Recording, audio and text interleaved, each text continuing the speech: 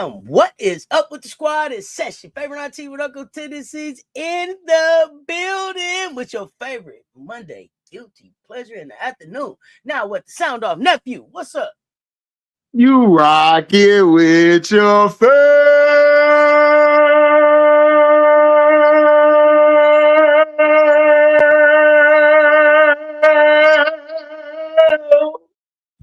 Y'all know what it is. It's that opera to start the week, baby. What's the word? And I'm starting it off with this. Never wrong, just early. Never wrong, just early. Did I or did I not tell y'all Stephanie White wanted what? The entire seatbelt gang. I told y'all. Bree Hall. Yep. Welcome to the Indiana Fever. Welcome. Yep. Welcome back. Welcome back, Bree. Welcome back. Yep. Welcome back. We'll be talking about that later on today on the because Stephanie White was not happy with that defensive performance. She was on the sideline, pissed. And I know at who. You know what I'm saying? Do my Eddie Griffin, auntie. Let me blink my eyes. Yeah, what Don say? What Don say? Baker's dozen. Baker's dozen. Bakers does it. They don't know. They don't know, auntie. They don't know. Look. Stephanie White was so hot over there. She was so hot over there, boy. I swear I felt it through the TV, the steam coming through her head. Because you know how defensive coaches are. Defensive coaches don't like when it's 100-some points. That done got put up on them. They not happy. Listen, I'm sorry, my nephew. We starting off really good, right? We happy. We having a good day. Yeah, great day. We're not doing this. Angel truly ruined the game. It's sad. All of that. I'm not. Listen. This is not the space for lazy takes. This is not the space for whack takes. This isn't the space for black women hate. This ain't the space for that. None of that. She hasn't ruined the game. It isn't sad, and the fact that you even took the time to even pop in here and write that shit is sad. So. As I told my, I don't even need for you to like, so I don't even need for you to like respond. Here we go. Troll alert! Troll alert! Retro runner, wrap up. Troll alert! Get him up out of here. I ain't funny no more with y'all. Facts. I ain't got time. I am done with that bullshit. Move around. Get him up out of here. Troll alert, get him up out of here. We ain't even, this ain't the space for that. It ain't. That shit is so tired. That shit is so tired. Like, do something. It's 2026. There's so much other shit going on out here. Women's basketball is on fire. Angel is down in Atlanta. They're doing their thing. And this is what you talking about? I ain't, yeah, like, did we just not see? Did we just not see like the game winning block? Like, in the whole stadium went quiet, and the Atlanta broadcast said, "And to Minnesota, we will let ourselves out." Hey, so this what y'all need to know around here. When I put the name up and the alarm go off, that just means you don't even got to worry about responding to them because they won't even be around here no more. They don't get no warning. They don't get a chance to explain. They get the fucking shadow realm. We do too much real basketball talk over here, and the time that y'all put in, y'all could be anywhere. Y'all right here with us on a Monday to talk hoops. I'm sick of bullshit trolls. It's other spaces and channels for that really want to do that, man. Go do that. Yeah, when the alarm go off, just block them. You don't even got to ask. When the alarm go off, send them. That's it. That's it. And I know, give me 1 second. I'll be right back. Go ahead. And I know that y'all out on in these YouTube streets talking about Cess block you. Please let them know I set off an alarm before I block your ass now. I don't even need it. Please go run tell that. Run tell that. And I know, and some of y'all, you ain't even got to run and tell them because your favorite whack ass content creator is in my chat listening right now. So let them know. Let them know as y'all get over there to them and y'all get together in y'all little groups and talk about it. Yeah, let them know we don't do dumb troll shit over here. We don't do dumb troll shit over here. We do real basketball talk over here. Nah, here's the thing. It's one thing. Here. Let me say this. Jazz BB2, I don't have to be open to a motherfucking thing. An opinion is one thing. If you have an opinion with a real take, bring it. But what you not gonna do is tell me how to run my channel. You want to let different opinions run around and spend that time on yours? Cut on Jazz BB2, your camera, your space, and do that there. I'm gonna run my space how I want to. And if you don't like how I run it, don't be here. That's the simplest thing. You're not gonna tell me how to run my shit. And I just said I open this up like my house. You in my living room. You're not gonna come in my house and tell me how to do shit. I have real basketball takes over here. Angel Reese ruining basketball is sad. It's not a real basketball take. That's a trollish ass line that I'm not dealing with over here. So I appreciate you stopping by, but if it ain't for you, LOL and take your ass on too. Let me know if I need to hit the alarm. Here's the thing. I said from the beginning, I ain't for everybody. I don't give a fuck if you're here or you're not, because the only people that I want here are the people that really want to be here and have the type of conversations that I'm having. I don't have everybody. You don't have to have everybody at your house, but you ain't gonna walk up in this motherfucker and tell me how to do a motherfucking thing. Hell no. Yeah, like who is you to do that? Who is you? You can run your motherfucking channel however you want to, but don't you LOL. You can appreciate or don't appreciate. I don't give a fuck. You don't have to be here. Thanks for the $2 super chat, Mario. Good afternoon, and hit the like button. Hit the like button on both platforms. Share both platforms wherever you at, to your mama house, your daddy, your grandma, and them. Everybody share it, and make sure you hit the hype button at the end of the videos on both platforms. All the videos, go all the way back to make sure you hit it on both platforms. Make sure you do that. And let them know we ain't for no games. This ain't the space for lazy takes. So if that ain't for you, move around. And it's okay. We wish you well. The one thing that I want people to do in this social media space is go where you love it at and they love you at. Mm-hmm. Look, look, they got plenty of other spaces that you can go to. Look, we're here to talk hoop and strictly hoop. So Jazz, I was Jace, BB2, whoever this on the screen with the LOL, all that. I needed to know. I was waiting on you to let me know. Did you need me to hit the alarm? Was you just gonna leave on your own? Was this where you wanted to be? Let me know. If I need to hit the alarm, I'm fine with that though. Let's go. Let's get into some real hoops talk, because women's basketball is on fire. Let's go. Let's talk about it. Look, listen. Opening weekend.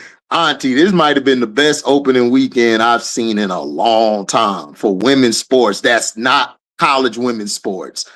It's insane. This weekend, we got to see the new blood. We got to see the new faces in new places. Everybody was hooping. We might have a little rivalry starting between Ball Holler and Phoenix. We might have a little bit of, we might have a first round playoff matchup. It was an atmosphere last night. That's what we want. Regional rivalries. Auntie, and I told everybody Ken need to start, and she about to start. It's only been 2 games, but what did I say, Auntie? I said in 5 games, Ken gonna start. I'm telling everybody, watch what I tell you, because that Ken dog and that J-Yo, that junkyard dog. Well, you ain't gonna be able to my Auntie. You ain't gonna be able to get to the break. You ain't got to get to the break. You already got some big dogs already out there, and then the biggest dog in the back, Deuce. You ain't even gonna make it to her. You got to get through them 2 dogs. I don't know if I want her to start though. I like Ken off the bench. You like her off the bench and that 6-woman role? I really do. Because here's the thing. This is what I felt like in the first game. I felt like Kennedy was out there like, oh, I got to pass it. What should I do? If I got Ken coming off the bench, that means she's going to overlap a little bit with Asia, right? So she's right. And when Asia goes to sit down, I need her to know it's Ken time. Okay, got you. Now it's Kennedy Carter time. Got you. That, because it's on you now. Go be you.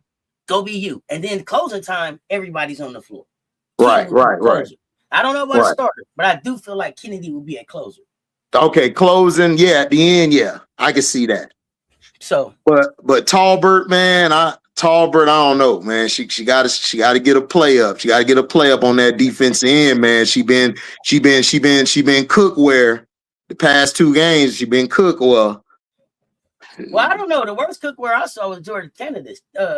Olivia Miles got cooking on Canada. Oh my God! Look, Jordan Canada, man. We need you to step to the stage. We need to make sure your ankles are ready for tomorrow's game. My gosh. Olivia Miles was snatching souls, bro. Look. She got the cooking on Canada. Look, man. Man, dog. Yeah. Who did Kia Stokes turn into? Kia Stokes to turn it back a little bit. Kia Stokes looking. Hey, look, Auntie, it's ball holler, man. Look, that purple and black. I said last night, you thought because we in purple, you thought we was haze. No, we ain't haze, baby. This is that real purple, that purple, man, that purple drink. What my boy Dave Chappelle said, what the F is juice? This is purple drink. And you come out to the Bay, you getting a smackdown and a purple drink. Man, Canada got to redeem herself. Jordan Canada, I'm looking for you, JC. Man, JC ankles got snatched so bad. God damn. Have Olivia out there doing the fast break. Just I'm gonna snatch that back. If you look at the back of the Minnesota Lynx bench, there's a brother that was right there. He was like, ooh. It was like, damn. Not like, damn. Damn. Hey, call the doctors. Come help her. Please get her ankles back. That was crazy. Listen, for everybody that's doing the ref whining in the chat, I see it, but I'm not acknowledging it. I don't talk refs here. If you don't come to play 5-on-8, don't lace them up. The refs are gonna be what they did. I did a whole video about the WNBA and they refs last year. Yeah, it's what it is. It's what it is. But Auntie, we have the same conversation every year. But Auntie, weren't you taught growing up playing that you don't depend on the refs? You play the game like it's like that anyway. So why is it changing now? Like, what's so different now about it? We was taught that. Our coach told us, look, don't depend on the refs. Let's get it done. Let's get it done. Let me do the talking to the refs. Y'all play. Bro, like, look, the refs gonna be trash. It is with all across the board, they're bad. You got to go out there and just snatch it. You got to snatch it. I don't want to hear about no refs. I don't want to hear about nothing. Your goal is to go out there and play defense, put the ball in the hole, make your reads, get in the correct sets, come off the ball correctly, set the screens. Look, it is what it is. Look, New York lost all their stars yesterday. That's left, and they still pulled the victory out. Because you know what they did? Man, they weren't worried about no refs. Washington had a chance to win. Hey, it's a part of the game. You either gonna adjust or you just gonna get out. You're gonna be on the bench after 6 fouls. Angel had 5 fouls, Auntie. I think her and Pow Pow had 5 fouls. Guess what? Pow Pow hit the shot to win the game, to get the game winner. And Alicia Gray and Angel had 2 big blocks to kill the game. How long did Pow Pow play with them five fouls though? The trust that they had to keep Pow Pow on the floor. Yeah. Auntie, I've been saying this. I've been telling people since Pow Pow was at SC, even when she was at Oregon. I kept telling people Pow Pow is different, and she gonna change. She changes the culture. She's a culture changer. Smecko trusts her. Smecko talks like, man, I just trust Pow Pow. I just trust her. I was about to sit her down, and I said, you know what? No, Pow, go out there. Pow Pow is a gamer. Like, when you got 5 fouls, look, you still got to play. She still play with that mindset. I can't let Olivia get an easy shot. I cannot pass up a shot. I got to make the right reads. She played hell of a game in her minutes that she played with those 5 fouls. It was incredible. It was incredible. It shows the growth. It shows the maturity. It shows another year where, look, y'all can talk y'all shit, man, but look, these SC players, man, I told them, Auntie, last year, 2 years ago, they can translate. They can play whatever you need them to play. Any role you need them to play, they can play. They say Don don't develop what? How many guys Don got in the league right now? Man. Does she got 7? I think she got 8. Don't she got 8 or 9? I think she got 8 or 9. How many? For some reason, I think she got 7 guards and 6 bigs in that Baker's dozen she got. But somebody tell me. But somebody I got to shout out. Because I be hearing all this unicorn talk and all this stuff. If y'all don't put some respect on Breanna Stewart's name. Oh my gosh, bro. I don't understand what everybody's problem is with Stewie. Everybody, listen, there's Asia. They just hate Stewie. I don't There's get it. Asia, there's Stewie, and then we can talk about the rest of the people. I'm being for real now. Auntie, Listen, there's only there's two Asia, superstars. There's Stewie. Come only on now, two we gotta talk about this superstars. now. There's only Stewie two was a unicorn before superstars. y'all was calling them unicorns. What's Yeah. wrong? Yeah. What's up with the Stewie disrespect? I need to understand the Stewie disrespect. I need to understand it. I don't understand how people forgot that Breanna Stewart is a hooper. I don't understand it. Auntie, Stewie is LA is playing as a big. Thank you. We're gonna talk about LA. If y'all look at my thumbnail on my channel, I got LA up there. LA on my thumbnail. Look, I didn't even see your thumbnail. LA on my thumbnail too. Look at that synergy. Man, hey, listen. Listen. Look. Listen, I told you, Auntie, I was gonna cuss Natalie out if she would have kept. Look, I know y'all love Kate. But LA a dog, bro. Man, she took that game over yesterday in the paint. She looked at AT. You can't bully me. Wait. Let's finish Stewie. Yeah, let's finish Stewie. My fault, y'all. I'd have jumped the gun, man. I was so hyped. Let's finish Stewie, and then we're gonna give LA her due. Yeah, but I was saying, Auntie, Stewie is to me like she's still a superstar in this league. I don't get why people think. Look, outside of Asia, Auntie, let's be for real. Who got a resume like Stewie? Who got a resume? That's Stu York.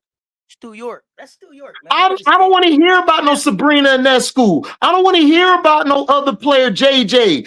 Stewie is the rock of that team. She's the best player on that team, and she's been the best player since she got there. I'm so sick and tired of these fans jumping to Sabrina.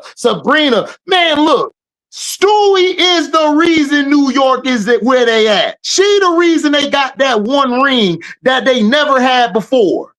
I don't want to hear that no more. Stewie is a dog. Both ends of the floor. It ain't just one end. She ain't no specialist. It's both ends of the floor. She holds it down. She could play. If she got to go to the perimeter, she'll do it. She got to play the paint. She'll play the paint. She got to get a rebound. She get a rebound. She got to set somebody up to score. She could do that. She is she's in my top 7 of all time. So women, period. Like she's look, Stewie that one.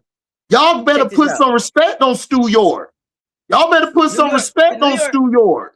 The New York Liberty are a original franchise. That means they've been here 30 years. 30 years.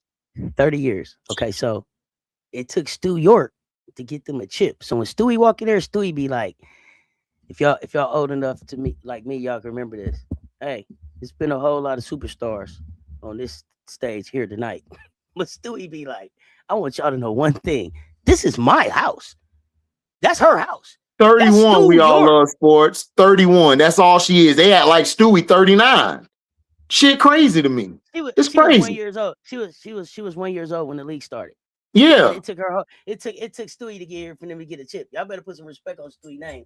Auntie, I don't understand it. Go ahead. I don't understand it. Like Auntie said, my bad to cut you off, Auntie. Like Auntie said, there's mother and godmother. Stewie's the godmother and Asia the mother. Like y'all gotta stop trying to push the league out of their hands. Y'all keep disrespecting with these GM surveys. I don't even look at the GM surveys because I don't buy that shit. That shit bullshit. You know what? It ain't even just the dub because we don't get that gold medal if it's not for Asia and Stewie. And Stewie, yep. So there's that. I just wanted to make sure that people understand that, like, Breanna Stewart is still out here. Yeah, three WNBA chip, 4 college chip. Breanna Stewart is still out here. She's still her. Like yesterday showed you that she's still her. That she still has the mind to close games. She is before Asia got in the league, Stewie was running it. She was balling. She was hooping. She was there to play against the Candaces, the Mayas, and all of them, the Dianas. Stewie was holding it down. She came in with a mindset of a champion, a winner. That's what she brings. And for people thinking because you won in college, it won't translate. That's bullshit. It does. The intangibles is what make the player better than the rest of them. Yeah, everybody's talented, but there's only some that are talented with them intangibles and those leadership skills. And Stewie continues to exuberate that all the time. Yeah, Sabrina got hurt, but guess what? Stewie don't matter. Stewie there. That's Stu York. You hooping or you hooping? If everybody that's like, hey, Kai too, listen, nobody's denying that Kai was that bitch, but Kai doesn't get the clothes for a goal. If Stewie, if it weren't for Stewie Asia, yep. And AT very early because AT, yep, AT as well, yep. This ain't about none of them. This is about Stewie right now. This is about Stewie. Stewie, man, that game yesterday, Auntie, was a playoff atmosphere. Look, man, Stewie and going against, man, everyone making her buckets, making the right plays. Man, look, Stewie was going in. And I'm sorry, Billy Dancy, there's nothing about Fee that says she's somebody that you build your team around. I don't see that in Fee. I ain't gonna hold you, man. I might be the team moving towards Miles. I ain't gonna hold you. Like when you say there's only 3 players that you build a team around, Asia, Stewie, and Fee, I would disagree. I would say Asia, Stewie, and a motherfucking name AB. All business. You got me fucked up with that. But teach stay on. You start your team and I'll start mine. That's what I'm saying. Like, look, y'all forget when Stu York was playing Phoenix, if she didn't get hurt in that game, they snatched game 1. They snatched that series. She was taking their heart in the 4th quarter. Stewie was giving them the business. Stewie was going in. They didn't know what to do. Dewana, Satu, all of them was lost. They was like, man, what the hell we doing? Hey, MJ, I said the same thing. Everybody started coming for me. I was like, bro, this team played better without Sabrina, but hey, check this out. I've been telling them about Marine Johannes since the year we beat them. I said they didn't play Marine Johannes enough that year. Nope. They might could have won. Yep. Johannes can hoop, bro. Look, I ain't gonna hold you. Johannes can hoop. Johannes can hoop. Johannes can hoop. Look, I'm telling everybody, Stu York gonna get them. If they get over the hump this year, they get to the chip. It's gonna be Stu York and the rest of the group. The way they're running their offense, I still, Auntie, think they need a point guard because I felt like I would have gotten rid of Pryor. I would have kept Pryor because they just still need a point guard to come off the bench and help close games to calm everything down. That's just me. But if they could get away with this, how they're doing it, they're going to be a tough team when it comes playoff time. It's going to be hard to beat these guys in a 3-game series and a 5-game and a 7-game series. It's going to be hard to beat them if they could get by with our point guard. Yeah, they got a lot of length.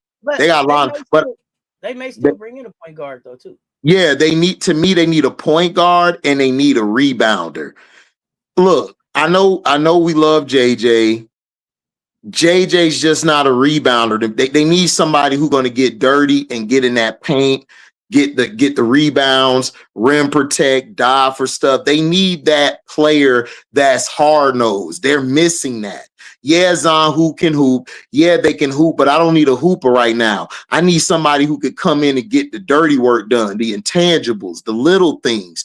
They need that because if they don't, I think you're going to stress Stewie and JJ out a lot, man, this year, trying to get all them boards and play in the paint. They need to get one big who could come in and be different. And I think they'll be even more dangerous. Commish, talk about it. Woo. Hey, Betts did put some work on JJ. Yeah, that's what I'm saying. Like, you need to bring in a big. You need to bring in a big. They need a big that wants to bang. JJ, that's what I'm saying. They don't have that. They don't have that. That's the reason why Washington stayed in the game. Kiki, Betts, and Shakira was giving them the business in the paint. They couldn't stop them. Zahu, she tall, but she ain't built like that. Even when JJ healthy, she don't want to bang. Man, JJ don't want a healthy look, man. I'm going to go get me a big. I don't know who's out there right now. I got to go do my research, but I'm finna go get a big. No, Dream do not need Ari McDonald. She get hurt too much. They need to go get a big who's tough, who wants to bang, and who wants to handle all the dirty work. Or New York gonna have a long season. JJ wants to be a big guard and shoot threes, and they've allowed her to do that. I, So now I look at J. I look at JJ. Yeah, I look at JJ as a like big guard. She's a guard. She's not a. She's not a wing or forward. She's a guard now. That's all she is. It's Magic Johnson out there. When it was announced that Sabrina was out, I was like, they got the Wizard. Listen, yeah, Johanna's been there. I didn't know New York. Rory Armament or like kept Pryor. No, I would have kept. I would have kept. I would have kept Pryor.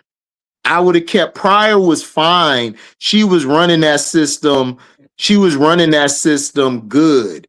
I needed Pryor to come in and slow things down for them. That's all they need a point guard for. They don't need it in the starting lineup, but they do need a big who wants to bang in that lineup because Satu ain't gonna want to bang when she get there. And then you won't have Satu and JJ. Do you consider Satu a big? No, Satu's a guard. She's a guard. So yeah, you know how Measy is. That's what Measy trying to be. Satu. So that's what she's trying to be. But they need to get a big like a. Who's out there. I would try to go get the girl who got cut by Chicago. I would go get Lattimore. The Wizard. I would go get Lattimore. Lattimore would be good for them. If not Lattimore, I would go get Oldacre or somebody. That's somebody like that.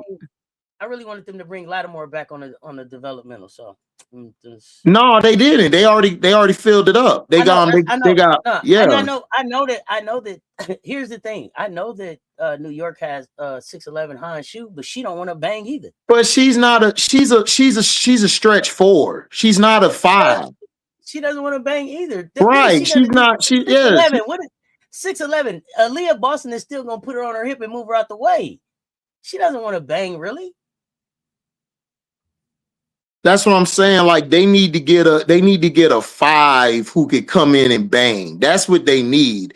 If they could get a 5 that could bang, they would be good. Give me 1 second on this one. I don't know. I want to say this, and this isn't really to you, Aisha, but this it made me think about this. Why didn't the dream go? Why did the dream the dream get 9? I don't know. But what it made me think about is that these players, it made me think about Suarez. And I wanted to say this because I know a lot of people were like, oh, what the fuck was Golden State doing? They let Suarez go, right? Suarez apparently was offered a contract that she turned down. So some of these players that we think didn't get picked up may have been offered contracts and turned them down to take opportunities that they think are pushing them forward in other situations. So she was like, hey, Suarez was like at the crib, no, I'm gonna go see what Phoenix is doing. So some of these players are getting contracts and then not maybe turning around or choosing to do different things. So I just wanted to, your comment reminded me that I wanted to say that. So thank you. But tell me what you mean about why did they dream got 9? I know why they got 9. Why they got to shoot. I know why they got her. Yeah, not only to shoot. I don't think people watch Nia at Alabama. Nia is a player who can get her own 3-point shot. Like she's not a standstill shooter. They don't have that on the bench for for Atlanta. Ask Big Foe. That's all you gotta do. Go back and watch. If you go back and watch Alabama, LSU, Big Foe's last 2 years, you'll see why they got 9. Yeah, that's what I'm saying. Those are probably the best displays of why they really got 9. Yeah, not. That's why I said, like, this is why, Auntie, we watch the game and we give our takes. That's why we talk basketball over here. I told people Nye did not fit Las Vegas. I told people when I was on my Stars Hoop Central, when I was like, bro, Nye's not what you think she is. She's not a standstill shooter. Bree Hall was the perfect fit because what Bree Hall does is that she can play defense if her 3 ball isn't going. I could put her on the POA defender, or I could put her on one of the best perimeter scorers and shooters. She's going to do her job. That's what you needed. Nye is a player who Atlanta needs because they don't have a 3-point shooter who could create her own shot or can get downhill. They don't have that on their bench. That's why they move from Winterburn. They got Navarre there. Navarre is going to be their POA off the bench. Also, Pow can also play defense off the bench and can score and can facilitate the offense. We're going to talk about her too.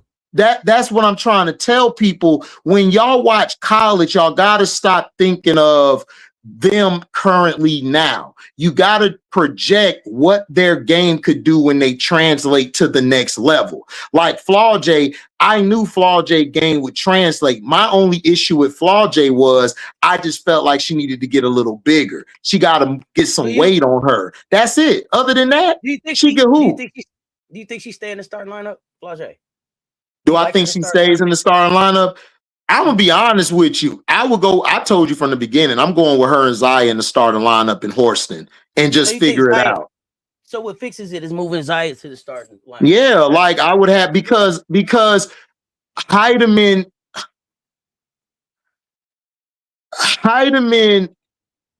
I'm gonna be honest, and this is gonna be a hot take, Auntie. I know you got your hot take Wednesdays, but I'm gonna give you an early hot take. I would trade Heidemann. And I would go with my guard play, Zaya, Flau'jae, and what's my girl? The missing tooth, Melbourne. I would go with them.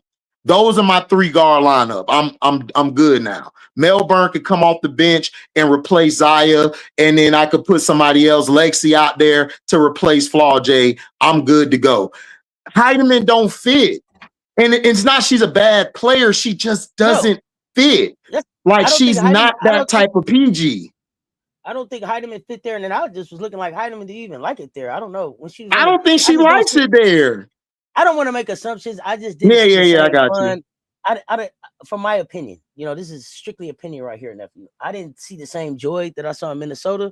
So what I was asking is, do the stud butts play better together? Does she play better when she's on the team with Courtney versus when she's away from Courtney? They may just some people you just play better with.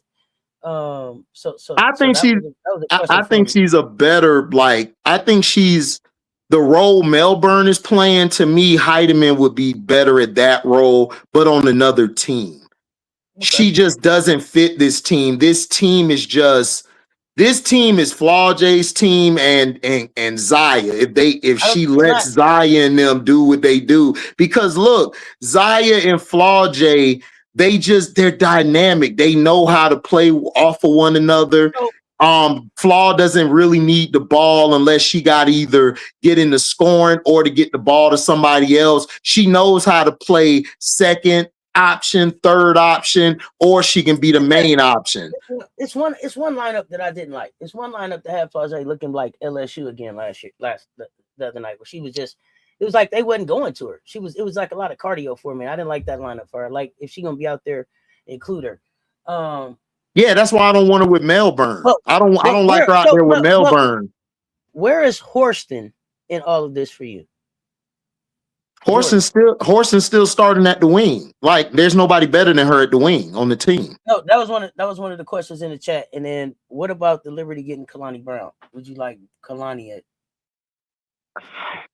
No, Kalani's good, but she's more of a scoring 5.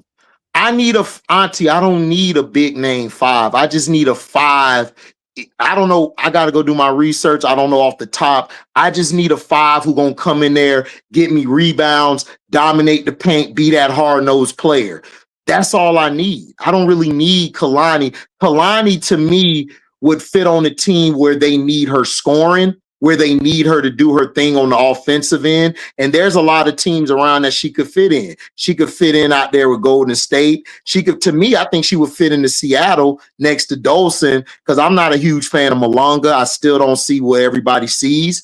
And then she also could do some in Atlanta, until Bree Jones come back. So there's other spots she can go to, but New York don't really need that type of big. They need a big who gonna dominate, like a center, SINNA. That's what they need. Not a center, a center. That's what they need. That's what I need. So, Kamish, I like this. Let's see. Send Jordan to New York Liberty. They need a point guard, and let Powell facilitate in Atlanta. I like that. I like that. I feel like I said at the end of last season, Atlanta needed to make a decision. Is Jordan your point guard or is Papa your point guard? Canada's not a point guard. Canada like her as is a not a point guard. No, because What? Canada plays too wild. She Really? plays Not even way too wild. Yeah, what she about does. Look, she what plays. about it? Go ahead, my fault. Go ahead. I was gonna say, what about in the system that they're running in New York? Can she beat a point guard in that system? No, not New York. No. You know where she would be a good fit at, though? Where you like You her? know Where where you she like her would at? be a good fit at? She would be a good fit in Seattle. She would really be good, and I would bring Heidemann there and Yeah, you bring said one of Heidemann those off the teams. bench. I would bring Heidemann off the bench, and I would start Pow Pow. Yeah, you said one of those teams who need a point guard. Probably Seth Yeah. Liberty. I just went with Jordan would Liberty. I'm fit. not. Jordan would fit with Seattle because Jordan's trying to run and get downhill, and her and Flau'jae would be great off of one another. Either her or Zaya, she could play off of they could play off of Jordan because Jordan want to go fast. Heidemann want to slow the whole offense down and try to look for a shot, or it takes too long to process with her there. You know what I'm saying? So the way is, I don't know if I'm seeing all your messages, commish. So tell me what I missed because I might not be seeing them all. Tell me. You said want to be at a contender. I mean, if she wants to be on a contender, Phoenix probably would be good because that play style will work for her. Phoenix, I think she'll do well in Phoenix. Phoenix will be good for her. I just don't like her in New York because I think she'll be in the way of Johannes. Okay. Her and Johannes will be in each other's way. She won her chip there, so it would be like going back. She been to Seattle. Okay. No, I understand that, commish, but okay, I'm just looking at fit. I'm not looking at contender. Now, if you want her to go to a contender, she ought to go to Phoenix because they play fast. And they need a point guard like her in that system to play opposite of AT. That would be the best place for her. But what does that do with Akoa Makani when she get back? What would that do with her? Yeah, because they starting PG. She played through the playoffs last year. I like Monique Akoa Makani. I like Akoa Makani. I thought Akoa Makani was just overseas right now. Man, put them both back there. Why not? I run them in the backcourt. Makani will be your POA. Makani will be your POA defender. And she can also play off the ball. Makani don't really need the ball in her hand like that. She's more of she's like a Derek Fisher type of point guard where she could shoot and she could defend. She don't really need the ball like that in her hands all the time. It could work with both of them because now I could save Jordan Canada. I don't need to put her on the POA at all. Okay. That's what I would do. I wouldn't even bench her, and then I would bring the one girl off the Toga chick or whatever. She can come off the bench, man, and be my spot up shooter, or I can go a lineup with JC, Kai, the one chick, Dewana, and then AT. Go from there again. I mean, look, you'll be able to have an extra ball handler in your hand.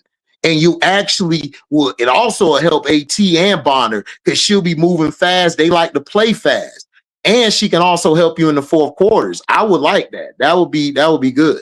I would like her there if you wanted to go to a contender. I just don't like New York because I think her and Johannes will be in each other's way.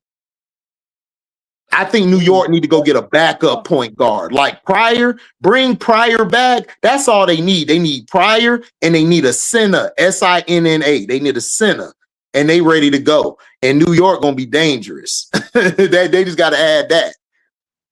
I like Nye Pryor, but if you talking about going into the playoffs, what does Nye Pryor look like? Because Sabrina can't be the starting point guard or on the floor long when you get deep into the playoffs because she's barbecue chicken for all the guards out there. Right. Is Nye big enough to guard them guards? Possibly not. So then I would have to go get a you know what I would do, Auntie? I would call Connecticut and say, hey, which I want for Lacan. Let me get Lacan. If I'm New York, I will call and see if I can get Lacan. Lacan would be the point guard they need, especially if they're in the playoffs, because she could play defense. And then now I could save Sab and Johannes. I don't need them to guard the best player, and that would alleviate the pressure off of Phoebich and Benijah. Benijah don't have to take that role all the time. I would look into that. That's to me. Oh yeah, I love Nogic. Nogic, I'm the Serbian rookie, the 28-year-old man. Hey, Nogic got a shot on her, boy. She got the shot without the beam. Like straight up. I like that. Roy Harmer gonna start in on Washington soon. So she good in Washington. I don't know. It doesn't matter if she starts. What I saw is that Roy Harmon is the finisher in Washington already. Yeah, finisher. Look, she gonna finish the game regardless, whether she's starting or coming off the bench. She finishing the game. That's what it looked like to me. It looked like she was the one on the floor at the end of the game. It wasn't Amor. Yeah. Yeah. She the reason Auntie Shakira and Kiki was getting easier shots, easier scores. Nope, the coach was already in the press saying how much he missed Lacan and text her to get back. Oh, okay, but hey, look, man, ain't nobody worried about him. Look, hey, what y'all want for Lacan? We got this, we got that. Come on over here. Man, ain't nobody worried about what that coach think. That coach don't even know how to do a rotation in the game. His rotations are horrible. Well, it ain't gonna be up to the coach. It's gonna be up to that GM. Exactly. He ain't the GM. Ain't nobody calling him. They calling the GM. Like, hey, what's up? I wonder what all they're sold on having to take to Houston and what they're willing to move off of and just go to Houston and rebuild. That's interesting. I mean, are they really missing? Because let's say they finish it like 13, 14, or 15, and they get like the top pick in the draft coming up. I mean, that's all they're really waiting for is to get that franchise piece, that player, because they got some good pieces. I'm probably gonna move off of Aaliyah Edwards and Diamond Miller, let them bounce, and then go from there. Because I just don't think they fit in Connecticut. So that's what I would do if I'm the GM. If I'm moving to a whole nother city, I'm trying to see, can I get the main players that's coming out this year? I'm seeing if I can grab them. That makes sense. Miss his whole bench of starters. Yeah, they are. I mean, look, the Mystics is going to be tough. I told everybody, Washington is going to be tough. They're going to be beating a lot of teams, man. A lot of teams are going to struggle against them. Like, outside of the Aces, they have the best bench to me. Yeah, Connecticut got way too many fours. Like, that's why I'm saying I'm moving off of Aaliyah. I don't know why they didn't let Aaliyah just go to Toronto in the expansion draft. I would just let her go to Toronto. And then I'm moving on from Diamond Miller. Like, Diamond Miller, unless you're gonna start her at the 4. I mean, at the 4 and Burke at the 5, and then you put Nice right there, and then you put Rivers and then Lacan when she come back. Like, that's the only way. Because like, other than that, I got to move off of them because I still got BG, and BG ain't coming off no bench. That's why she went to Connecticut. So you're gonna have to move off of 2 of them to me. Yeah, Rivers' shot still busted. Yeah, her shot's still not good. Look, man, I ain't gonna hold y'all. Anissa been the best player on that team, man.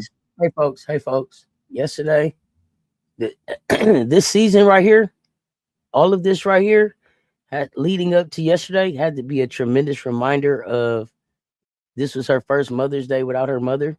So I'm just giving this kid a little space and grace to kind of figure out where she's at. Like, I do want to see, I need Rivers to lock in, but I was like, I don't know, emotionally, I just don't see, I don't see the same energy, right? I don't, like, I mean, not even just Mother's Day, like coming back up, like the draft started, right?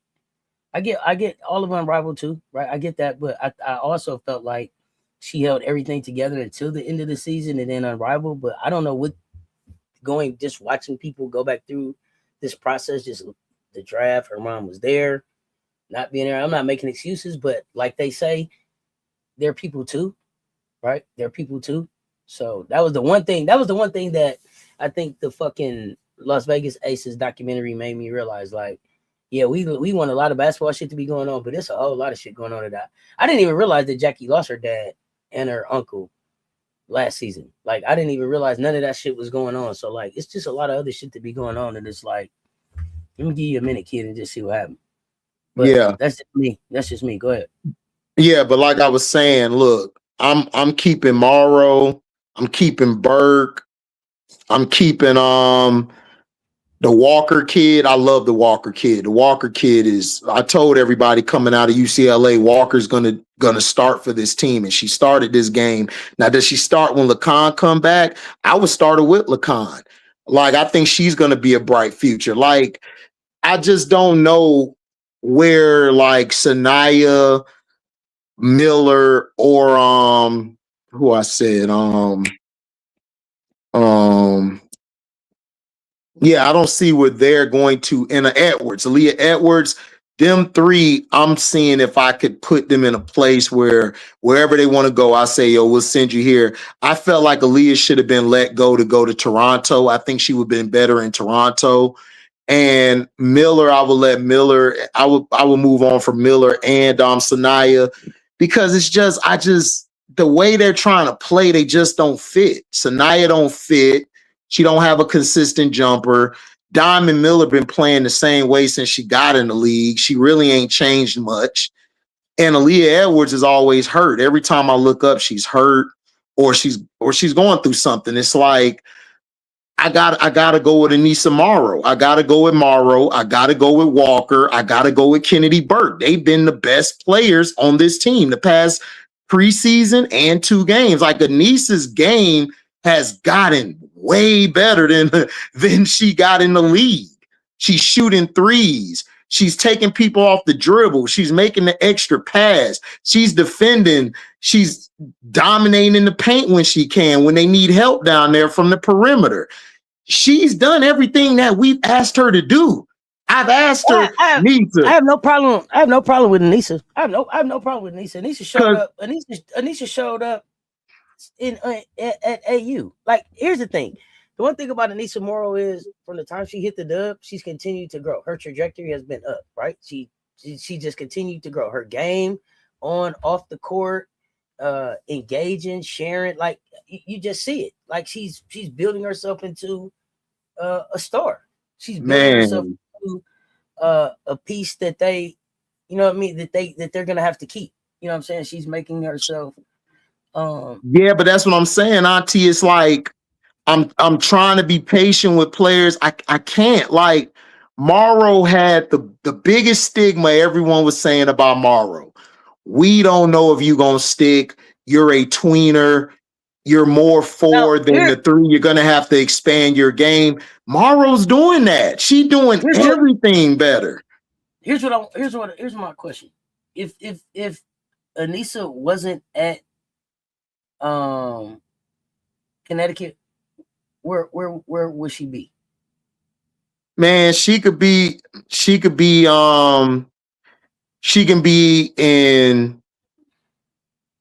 in Phoenix. Phoenix would be a good spot for her because they don't have anybody really to be behind AT. She would also be good in what's my other school? Seattle. She would be good in Seattle because, like I told you, I'm not a Dominique Malonga fan. She would also be good in Dallas. She would tear it up in Dallas.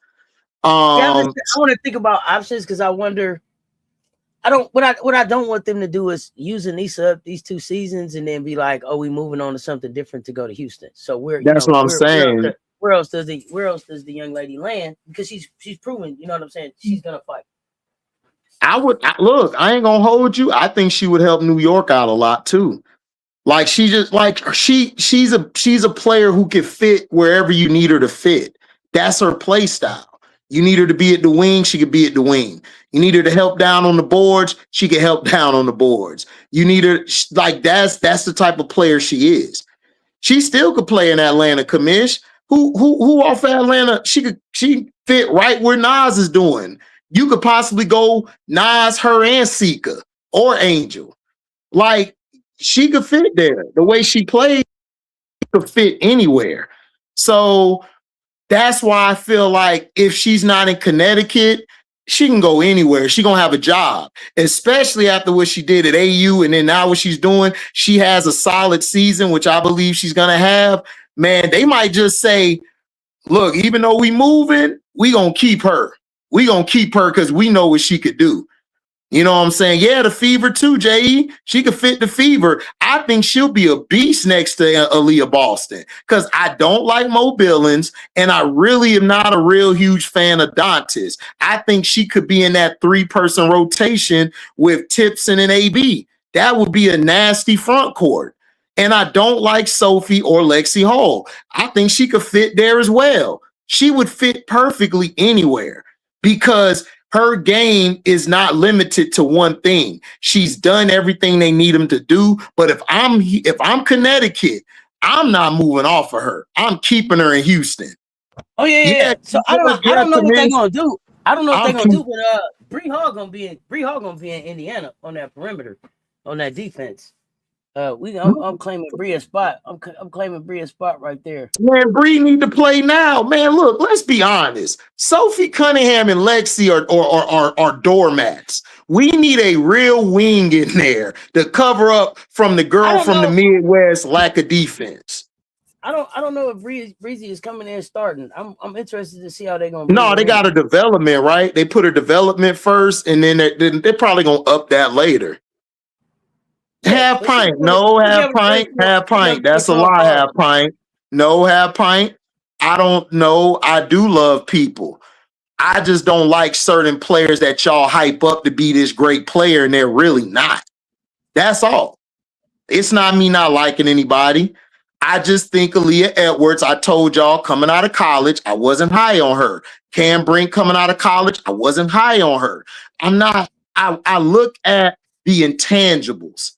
I already know what you can do. You got the size, you got the athleticism, but now I want to see how your intangibles fit, how you could translate to different systems. Because y'all got to remember, when you come into the next level, everybody can score.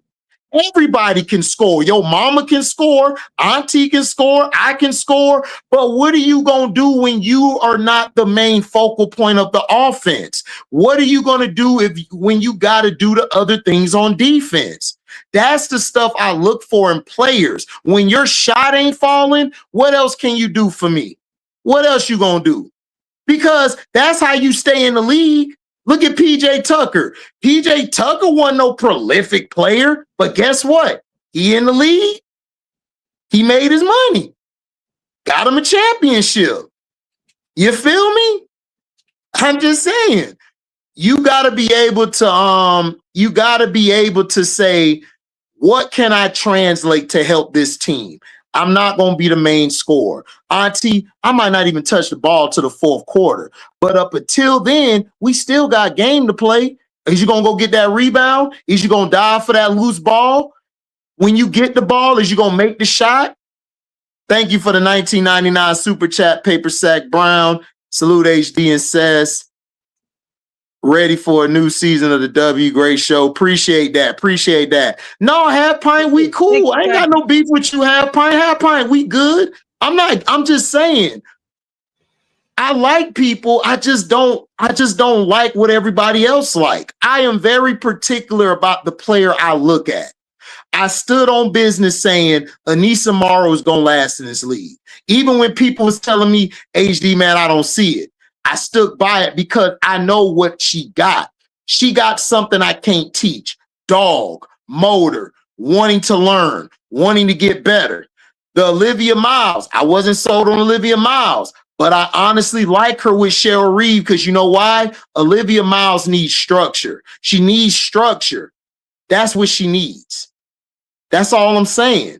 Right, exactly, Commish. Role players last the longest. Exactly. Because when you're a superstar, when you lose your game, it's hard for you to become a role player. It just is. Only a few could do that. Everybody that's a superstar can't do that. They can't. Plum going to ruin Brink career with all that. Bro, again, like I told y'all, I did not have Brink that high in the draft. Brink to me was a project player because she needs more size. She needs more. She needs more grit, and she needs to study more. I don't think she watches film enough, and she needs to work on her footwork. I told y'all about Cam Brink. Cam Brink is just tall. That's all.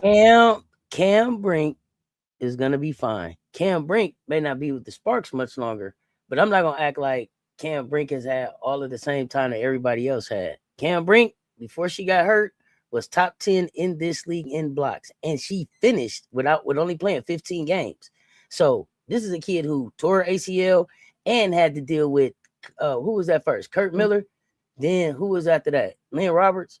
So I think what Cam Brink needs is to get the hell out of LA. So I'm looking for her to be on a trade to somewhere else where maybe she gets put into a developmental contract or something like that. But there's a basketball game in Cam Brink. She needs to get someplace where it's going to be developed. And I don't think that that's at the Sparks because I can't think of one player that they developed. Now, I don't know how good it'll be for Cam to have Nneka there. Maybe that helps Cam become a better big son with having Nneka there, but I think that she has to get out of LA. But I think it's still some WNBA basketball in Cam Brink. I mean, she could play. Look, can she play in the W? Yeah. Like I said, y'all, Cam was a late first, early second. She's a project player. You have to work with her. She's not a player who's going to come in and be a franchise type of player. That's just not her game. But that doesn't mean people in the chat that, oh, she can't play. No, she can play, but she's just not what everybody thinks she is. She needs work. She needs work. All I'm saying is, like the guy earlier, not trying to highlight him, you dissing Angel, but bruh, everybody said Angel was supposed to be a second rounder. She wasn't going to make it in the league. Angel outplaying everybody from her class. So you can talk about the shit you want to talk about, but y'all can't keep having this.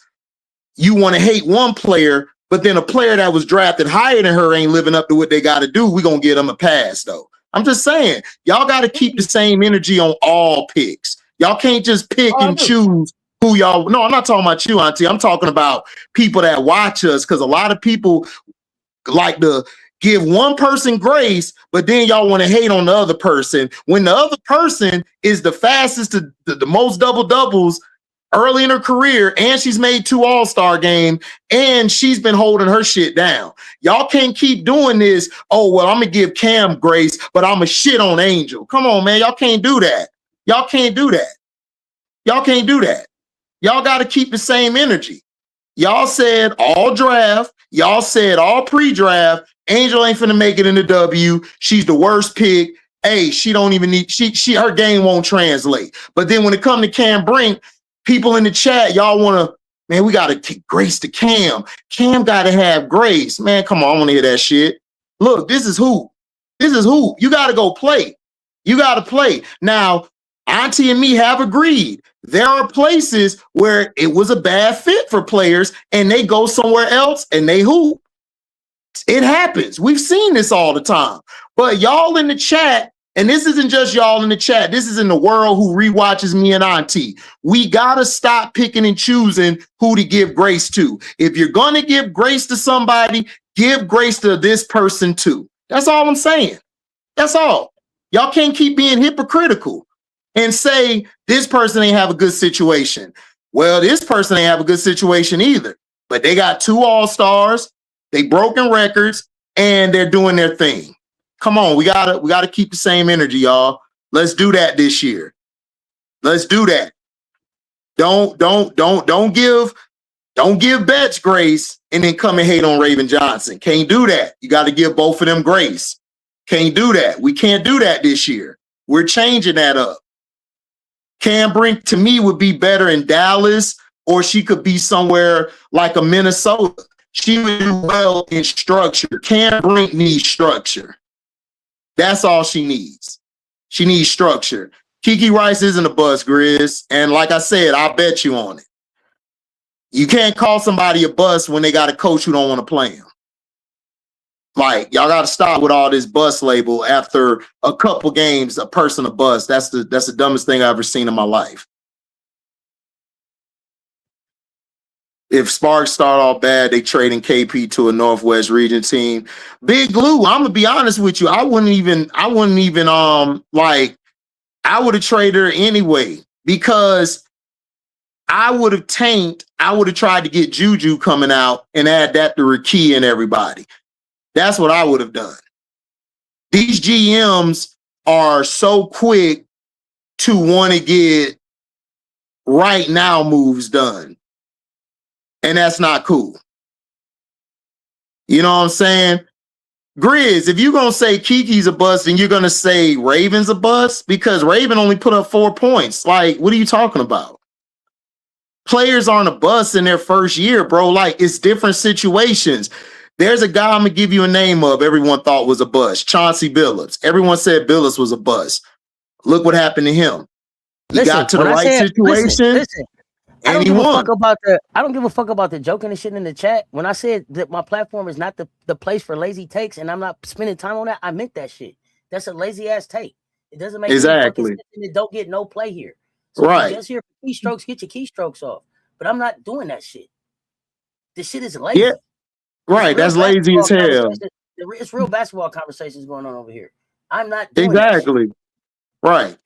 Yeah, exactly, Billy. Like, I think she would do well.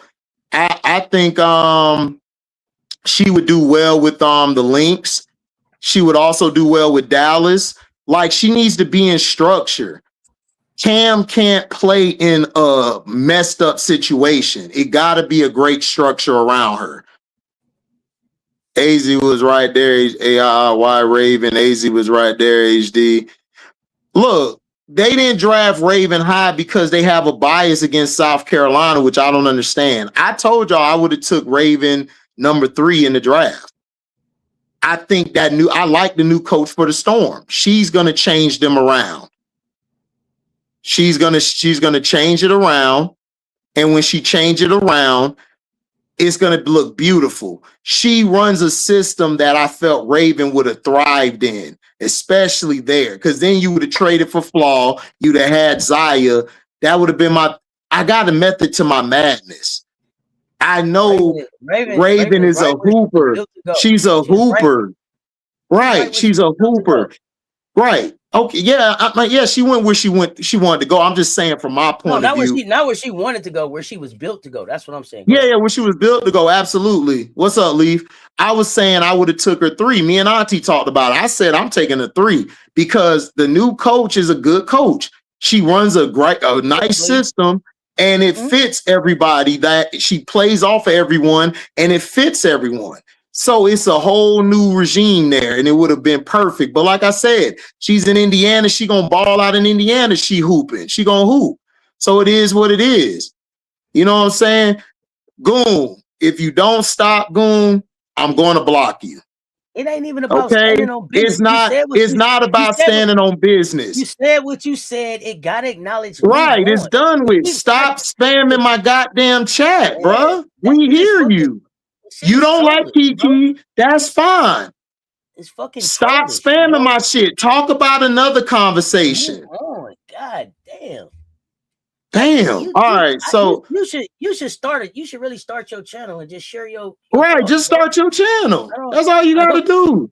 And you can say that. So you can make a song. You could you can make a song about it or whatever. In caps, in lowercase, over music. However the fuck you want to do it, but the shit is lame to just keep typing the same shit over and over again. It's lame. Oh, you talking about AZ was there too? Yeah, you could say AZ was a bust. Like Kamish, you could say anybody's a bust after 2 games. Like that's not real. That's not real basketball conversation. We done seen this before when somebody was number 1 pick, right? They were number 1 pick and they ain't do well their first couple games. And then all of a sudden it clicked, they start hooping. I mean, like, what are we talking about? So it's like, it's a process. Some players don't do well when they go to their first spot. That doesn't mean that they're done. That just means, all right, look, you finna go here next. All right, go there next.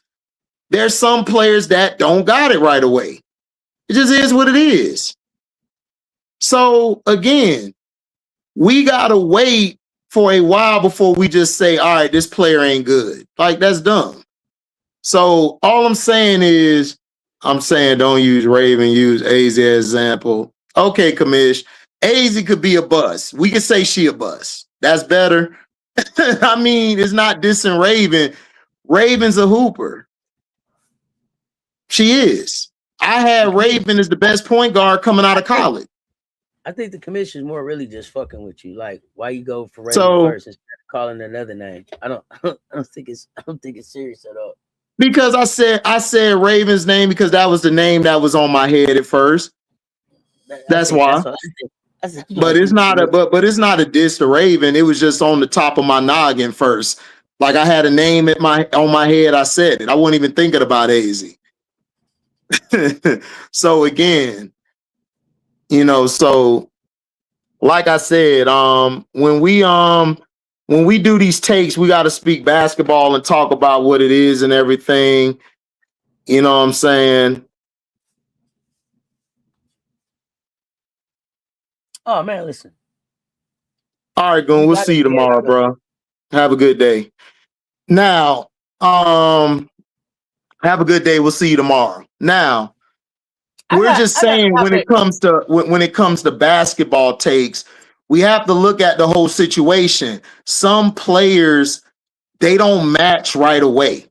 Cam Brink to me needs to be in a structure. You put her in a structure, Cam will be fine. She'll be good. She's better. I'm not sure what that structure is, but it's just not the LA Sparks. It's not the Sparks. No, the Sparks is not a structure. The Sparks is a veteran team.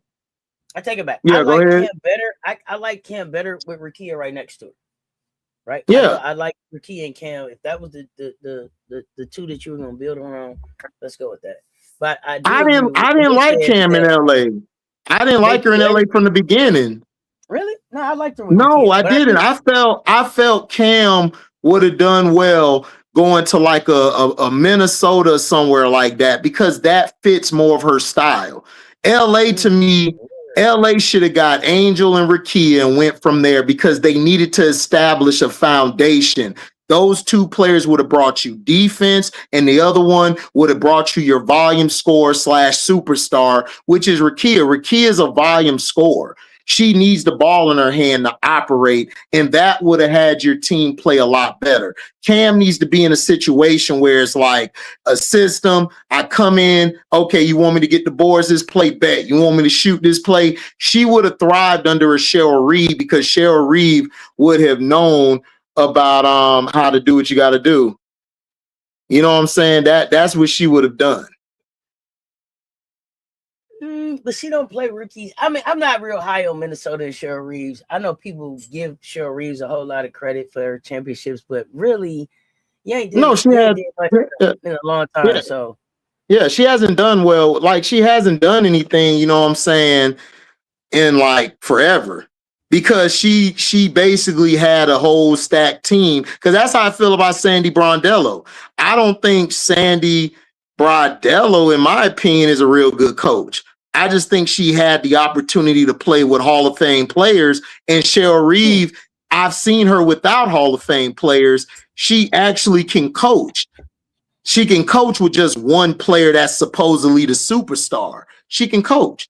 But I haven't seen Sandy without that. Sandy, to me, is more, I need a superstar or so-called superstar to carry me because I'm not a real great X's and O's type of coach or even a motivator. Like, I have to have a better either assistant coach next to me, or I got to have it laid out for me to function. That's how I look at Sandy. Yeah, Sandy, we're gonna find out this year what she can do up there in Toronto. Cheryl, yeah, I feel like she was a successful coach for a certain era of WNBA basketball, and I don't think that it's this that could be true too. Yeah, that could be true too. I just think that her approach is dated at this point, and we'll see this year. Yeah, we should see this year. I mean, we'll see. I got a topic that I want to talk about. I was on my soapbox about it yesterday.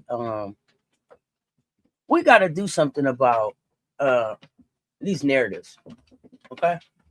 So I'm sure you watched the Indiana game, right? Yeah. Okay. So for the headline to be Feverish Clark wasn't her normal self, but was still dominant. How is that the goddamn headline when they wasted a 30 piece from Chelsea Mitchell? Yeah. We got to stop this. We got to stop this foolishness now. We got to push back on these narratives where they not really giving credit where credit is due. Feverish Clark, rusty but felt good in official return. No. There were far better things and far better players that could have been the headline coming out of that game than that. And so, what do you think? What happens to be able? How long before we get off the CC hype?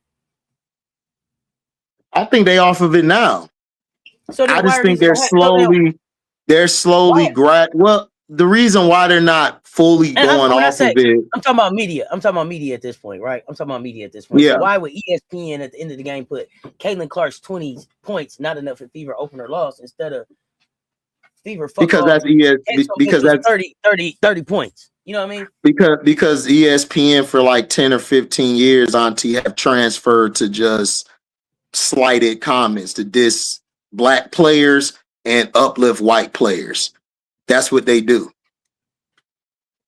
But as far no, you call it out.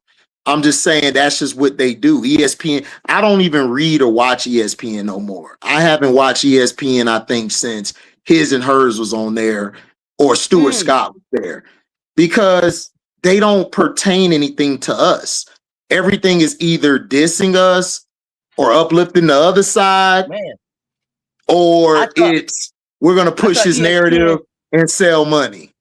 Nephew, I thought ESPN had turned back the clock, man. I seen a clip, looked up, it was a clip of Skip and Steven.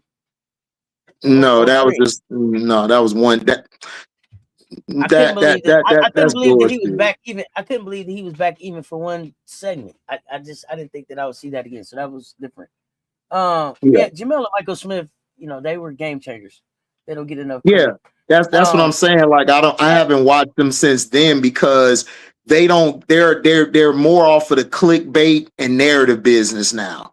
They're not off of the substance. The substance has been gone forever. Like it's gone. It's never coming back.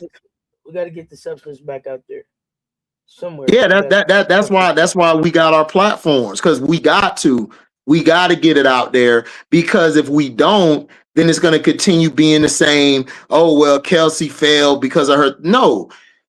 First of all, they're not trying to push off of Cece because they put all this money into her when they should have been putting the money into the sport instead of her.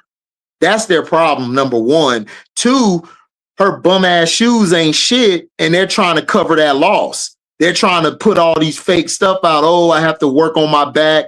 Man, look, I told people, Auntie, and I'm going to stand on this hill by my goddamn self.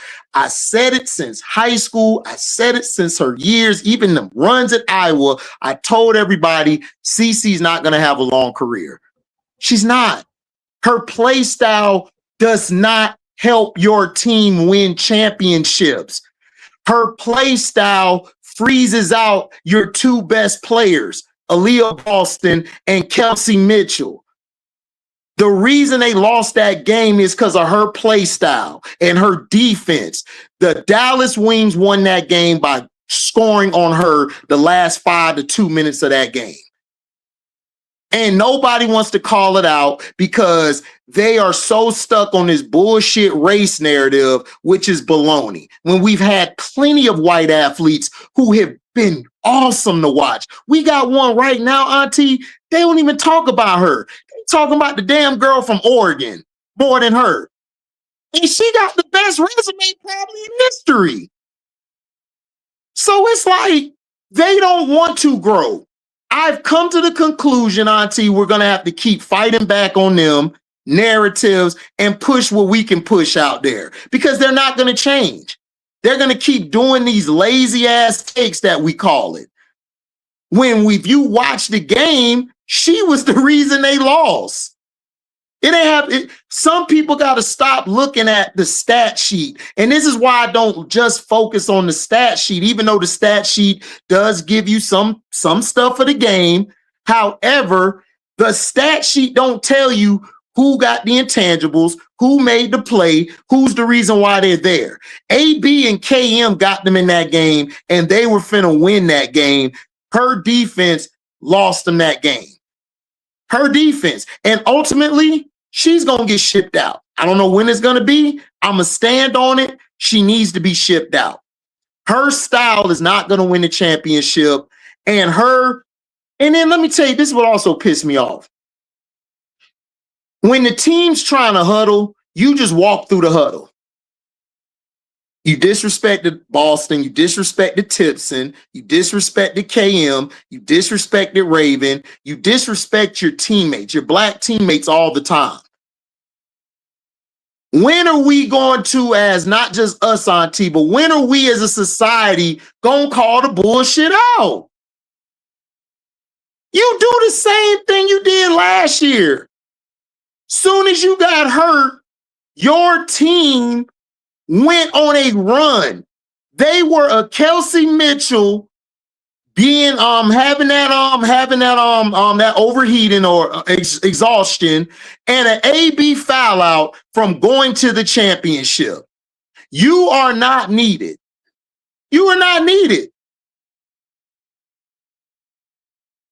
Commish, no disrespect to you.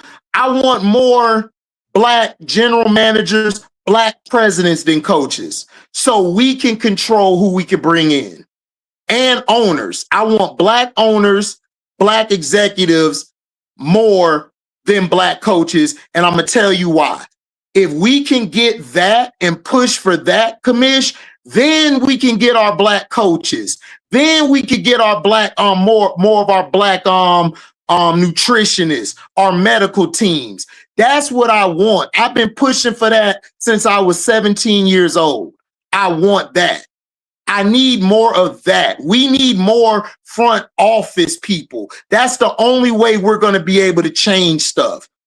If we're not in the front offices or ownership or partnerships, we ain't going to have no black coaches. We're not. That's why the NFL is the way it is, because there's no black owners. There's a lot of black execs. There's not a lot of partners. So we need to push for that. Miss said she was adding to your disrespecting those black girls on the team. She disrespects. Oh, okay, I got you. Too. I got you. My fault. I got you. My fault. I'm just passionate, Commish. My fault. It ain't no disrespect. I'm just going. They do that all the time. They do that all the time. She does it all the time. She does it all the time. And nobody calls it out. And then she walks out on stage with a person that's a MAGA person and y'all surprised. I've been told y'all about her. I told y'all about her in high school. And y'all said, HD, you a hater. She shoot the logo 3. That's all y'all told me. I said, all right, guess what? When the Roosters come, Auntie, when the Roosters come home, they gonna be like, HD, hey, you called that. I'm like, bet. I don't even want no credit from it. Stay on that side. Because from the beginning, I told y'all what type of player she was. This is who she is. But the truth of the matter is this: if she's who you are, then you don't need to trade her. Then she needs to not be in the league. She doesn't help. I agree.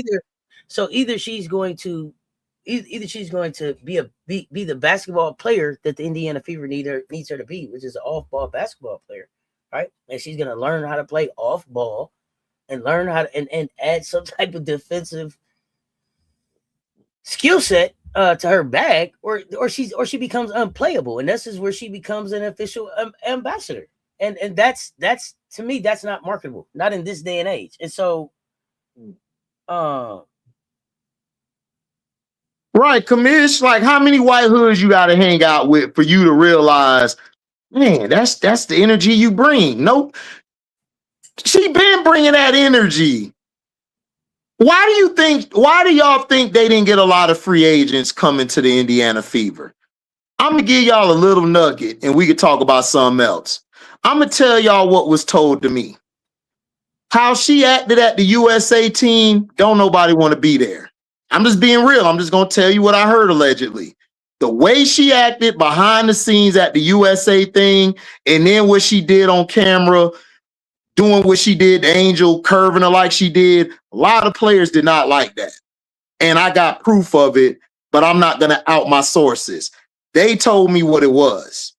A lot of people, dog, don't like her, and she's starting to fade.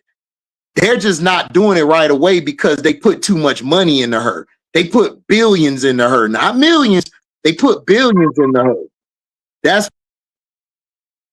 And you're going to see the next couple years, that stardom finna fade. And she finna start getting pushed away. I'm telling you. She's very disrespectful, and it's only about her. It ain't about nobody else but her. That's it. That's all it is. She's not going to change. She's going to continue being the same. And until you check that shit and put that shit at the end of the day, you're going to keep dealing with this. And everybody sees it. So you're trying to say that y'all want to be a respectable league. How you going to be respectable when you're allowing ignorance in your league? Nobody going to respect you. You treat the black women in your league and the prior white women in your league like they weren't shit. Like they didn't help build this foundation. That's how y'all treat everybody. That's how y'all treat everybody. And until you decide, and like me and Auntie said this before, until you pull away from the NBA, you're going to continue going through this bullshit. You got to get away from there. You got to.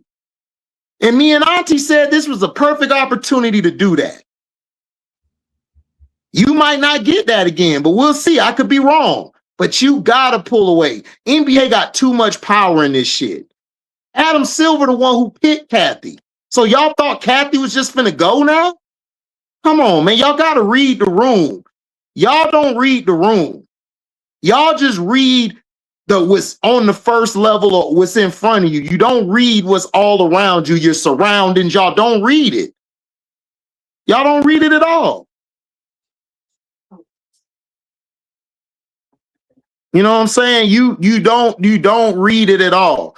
You have to read the damn room, and you have to understand what your product is. Your product is built off of the black women's back and your former players. That's what it is. Good. Let's talk about some black women. I never heard. Let's talk about some black women. Or at least some other women that's contributing. Oh shit, where the hell HD go? All right, HD. Okay, HD dropped away. All right. So while we waiting on nephew to get back, let's talk about some of these other people in the league, because I'm over her. I'm over her. It's a lot of other things going on in women's hoops. It's a lot of other things going on in women's hoops, and I just don't want to spend a whole lot of time on this platform giving her a whole lot of airtime. She gets a whole lot of airtime that she hasn't earned already. You know, I'm over that. I'm really over that. So let's talk Letitia and me here. I like that, Commissioner. Let's talk Letitia and me here. Let's talk about LA. What a way to show up. What a way to show up, especially after the little, you know, I heard the little scuttlebucket or whatever you want to call it back and forth on the internet. People, you know, people felt some type of way about, you know, people using about Don speaking up about LA's name being used, and so you kept such and such but didn't keep such and such, and that, you know, it doesn't matter. Kate Martin landed where she landed, and good for Kate. She kept a job, good job. But Letitia and me here been earned a job in this league. She played the game the right way. And what a beautiful way for her to show up and show out yesterday. What a beautiful fucking way for her to show up and show out yesterday. I was so fucking proud. Listen, on offense, on defense, whatever they needed her to be at, she took care of business. She balled out. You understand what I'm saying?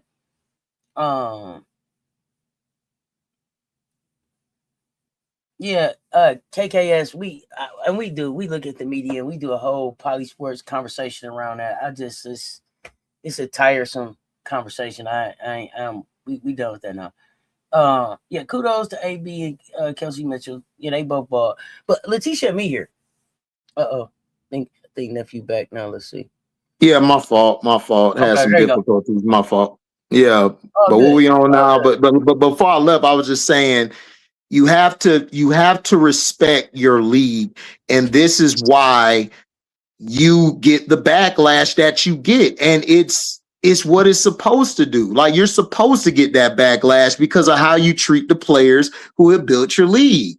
Y'all treat Stewie in Asia like they weren't here hooping before y'all came around. Y'all treat Skylar Diggins like she a stepchild, like she can't hoop. It's mind-boggling me that the media and outside casual fans put Sabrina and Caitlin over all these players who better hoopers than them. I just never understand. Appreciate it. Yep, and I appreciate all that. And I can't. It's making my stomach hurt. I'm over them. Let's move on. Right. I can't. Right. I'm not doing that. So we was talking Letitia and me here. Letitia a beast. Letitia changed that game last night. I told everybody that Phoenix can't punk them. AT can't punk her. You can't punk that team in ball holla. Letitia gives them the 5 they needed. This is why Timmy's gone. This is why everybody else is gone. Then you added Kia Stokes. I told y'all Kia Stokes was a big pickup. You know what y'all said, man? But Kia was with the Ace. Doesn't matter. She was in a different role. What did me and Auntie tell y'all? Right. Natalie. When you put players in a different role, they will be better players. Letitia Amy here. Go ahead, my fault. Remind me, nephew. I'm sorry. What round did they go out? They went out first round, right? Yeah, but they in them games they lost. They were close. They almost won.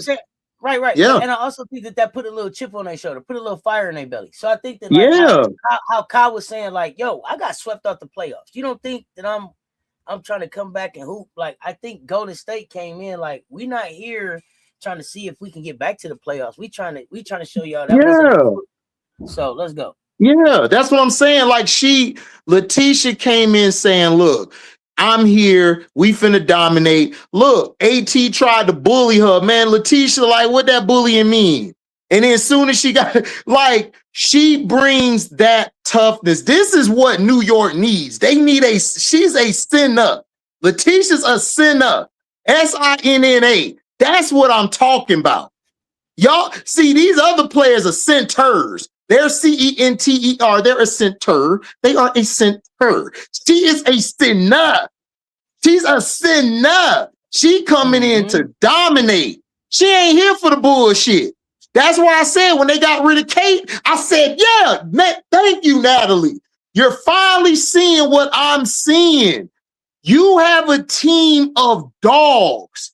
They hungry. They not trying to wait for no Juju. They ain't gonna wait for no Hidalgo. They like, we got ball holla. That's all we need is ball holla. If you can't hoop, you ain't no dog. You can't play here.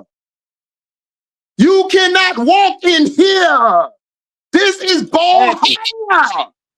We are here to ball. We don't care who you are. We are here to get to the playoffs and get to the next round. That's our mindset. And Letitia, aka LA, is the right 5 to have for that.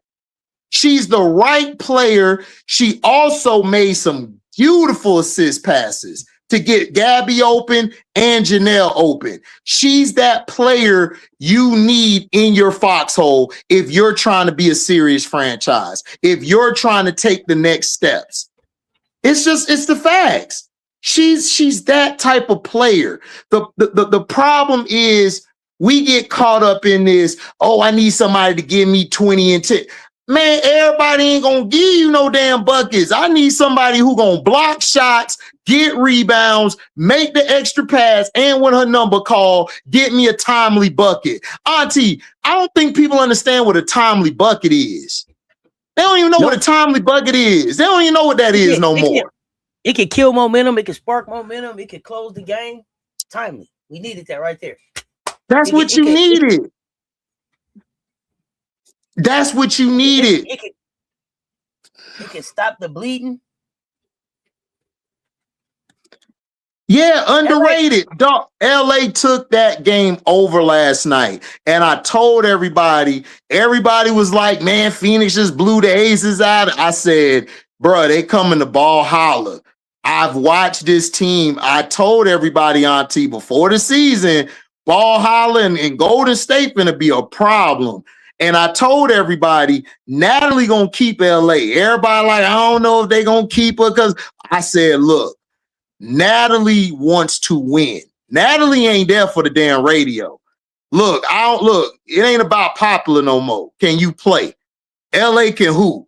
You got rid of Timmy, you got rid of Mo, and I told people they're gonna keep LA once LA touchdown is on and popping. It's on and popping. Even after the game, they was in the locker room and all of them, everybody was like, man, LA, man, this LA, man. Everybody came over there like that's what they needed. She's that hooper who didn't fit. Remember, we talked about she was in Atlanta. Tanisha didn't know how to use her. They didn't know how to use her. Does that mean she's a bust? No. Just means that's not a right place for her. And guess what? She went to the right place. She hooping. Held down AT, held out on DB, gave him the business last night on the defensive end. So that's what I'm saying. Golden State, they got them a center, and she gonna be there to stay. She's somebody who can hoop and everything. Hey, that's cool. Carter and keeper, that's cool. She in a better place now. She in that purple and black. She in that purple and black. That purple and black finna be around. She gonna be around a long time over there because that's what they needed. You know what? You add her. She fought to be there though. She fought. Yeah, she fought to be there. So if they turn their back on her, I'm gonna really have a side eye for this organization because she passed up other opportunities to make sure she was available for them. So I hope this thing work out. I think it's gonna work out. Look. I'm gonna stand on it. LA gonna change that team around. They gonna get to the playoffs. They gonna give a team fits in the first round. They gonna give a team fits. This is the thing. This is the thing that I keep remembering. Amir dropped a 30 ball last year in the preseason, and then it was like they forgot she was on the team. So for me, y'all better lock in this time. Quit wasting her time. If you really don't want her, let her go someplace. Because but Auntie, they do that with every player. They do that with a lot of players. There's a lot of players that hoop like LA last year that should have been in the league. That's what they do. They've been doing this since the beginning of time. What I'm talking about is she was on the bench, and then you were in a playoff situation where you could have used her to get over the hump, but you didn't play her, so you can't forget about her. Don't have me right. They didn't play her because they had Mo and Timmy. That's why they didn't play her. Now that they're out the way, man, she's starting. She's gonna be there for the next 3-5 years, and I put that on everything. I already know. Like they didn't play her because of that. Now that they're gone, there's no excuse no more. She finna play. They better give her the respect that she earned. That's all I'm saying. What else we got? Young gun needed to be in the right place, right coach. She been a baller. Most folks in these spaces can't talk basketball. They're here for the drama narratives. Everything. Yeah. That's what I'm saying, Big Lou. That's why we saying this ain't the space for lazy takes. It's enough of them spaces around here. It get tiring, don't it? You know what I'm saying? Just get tiring. I really just want to talk some basketball. Y'all see what I did? I took both goon wrenches away, put them in timeout. I ain't got time for that this year. Like you gotta go. I'll see you tomorrow. If you gotta be mad to watch basketball, please don't come. Yeah, this is a happy I don't space. watch basketball just because I like Kiki Rice don't mean I don't like Raven. I like both players. You can like more than one player. I don't get what y'all be like, oh, you don't like this player because you like that player. No, I like both players.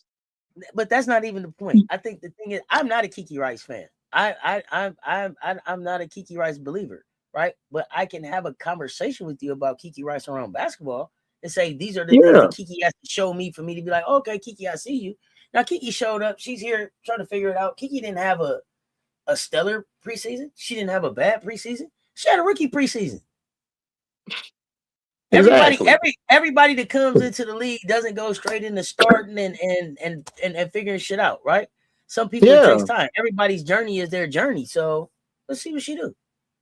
Right. What I am happy about this draft class is everybody that's stuck, nobody is scared.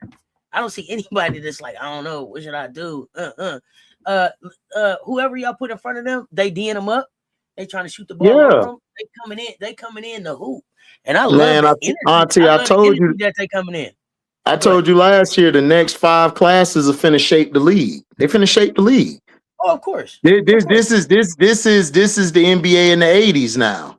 This is gonna be the NBA from the 80s. My thing is this: they have the W is finna get their first 96 draft class. Where it's a group of superstars entering the league at the same time. They haven't had that. It's been a superstar and some people. It's been some people and a star. Y'all got a superstar coming. Yeah. Jabari Olivia Miles just cooked on Jordan Canada. I had to give her credit there. I give credit where credit's due. No, but KKS, they give look, the Valkyries, this is the Valkyries. If you hoop, you hoop. Yeah, LA didn't play last year. I'm with Auntie. I don't discredit what Auntie's saying. That's Auntie's right. She should have played last year. But me, I've been watching sports a long time, just like she has. LA gonna hoop. The issue is Golden State is this is the system. This is what we finna do. Hoop. Let's get it done. They're not here to, I'm a tank. I'm gonna get this player. That if you there right now, we finna play. That's just what they do. You either like my boy say, you either sink or swim or you barbecue or mildew. It is what it is. That's how they play. That's how we used to play old school, where it was, I'm here to take your spot. You got to show me something.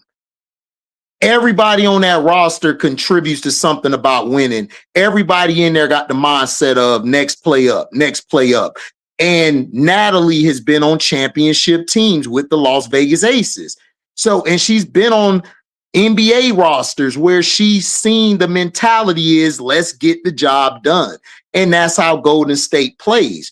They don't care if you the Aces or you the Mercury, the Liberty. They like, look, you don't have to see us. We here to play.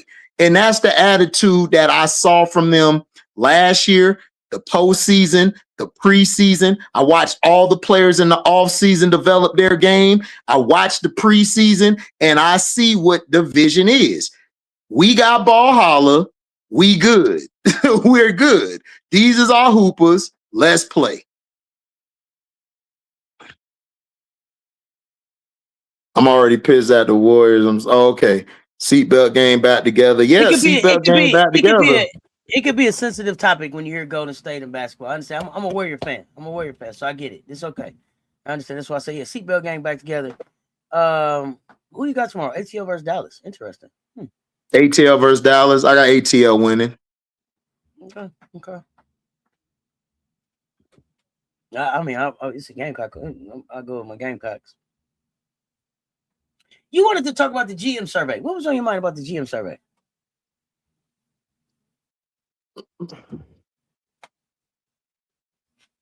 My issue with the GM survey is, why can't we go back to people having to prove it? A lot of the names they had on the list, like a Page, CC, and I'm a Page fan, but they haven't earned nothing yet. Like, why are we overlooking the Asias and the Stewies? Asia was tied with CC on who to build a team around. You had Paige better than her. Where was Stewie at? Where was AT at? Man, it's like,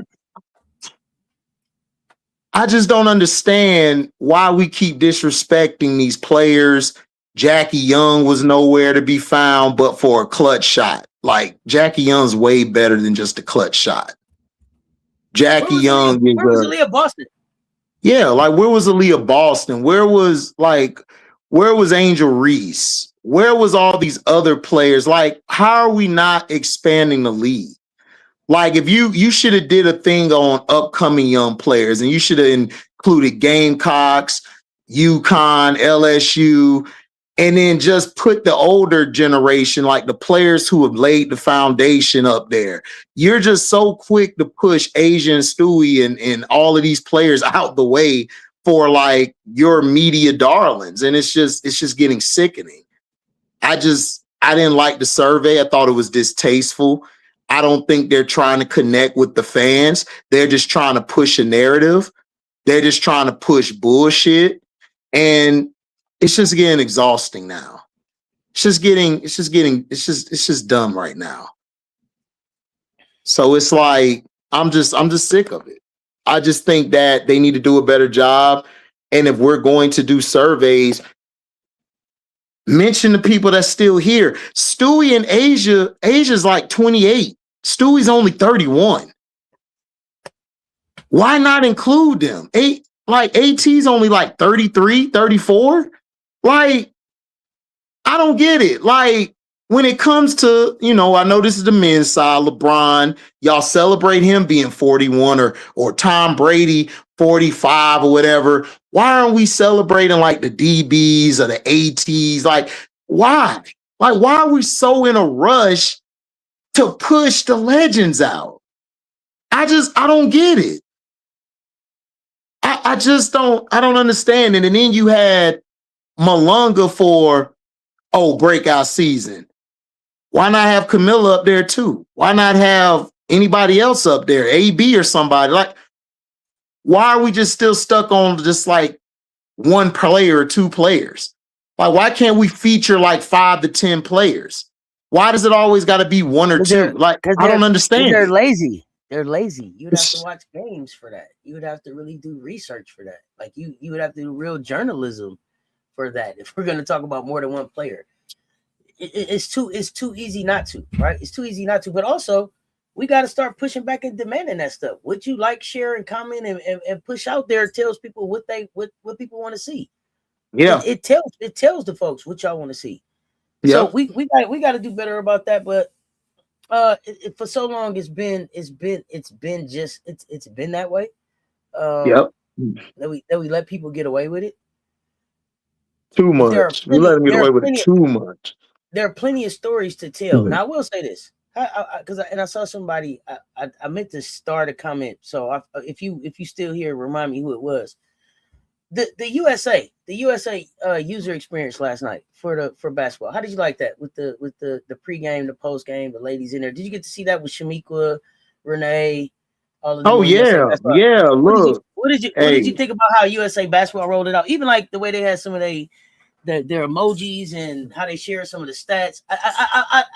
USA took a grown up approach to how they rolled out their basketball. I enjoyed it. So, it was the best rollout I've seen in a long time. I love Renee Montgomery. I love Renee. Renee is a breath of fresh air. Seeing Shamika, a player I told you, like, she's my favorite player. Like, I wanted to cry yesterday because that's my favorite player. I grew up Pat Summitt fan. Watching Shamika's, that's my girl, and to see her up there, it felt good. And to watch, is that Elle Duncan, I believe it was, man, I like her better away from the bullshit, the agenda shit. I like her more in spaces like that, where we're actually speaking about hoops. Not an agenda, not a narrative. We're actually talking the history, talking about what the game meant to them. That's stuff we need to get more of. We don't need all of this fluff piece shit. You know that fluff piece shit, they done did like the fever and like just focusing on one player. They actually talked about the game. They talked about the players. The rollout felt like a real W show, like a woman's sport, not a WNBA show, but a woman's show about who. I enjoyed it. I loved it. Okay. I love the rollout. I am gonna say this too. I love the USA, but WNBA, shame on y'all for Ion. All them years, y'all had that man. You know which man I'm talking about? Look like he gonna sing an old black Negro spiritual up there. Yeah, yeah. They got where he at now? Y'all got some new money and fired him. Don't do my man like that, man. For years, don't do him like that. Don't do that. Y'all better find my man rolling back out. I don't know his name, but every time I see him, I feel like we shall overcome. Y'all better find him. Y'all know who I'm talking about on Friday night. If y'all know that man's name, let me know what his name is. But WNBA, shame on y'all. Y'all shouldn't have cut them people out at Ion after Ion was at Lifetime dropped y'all. Remember, I was at Lifetime for Lifetime dropped y'all. They was like, you know what?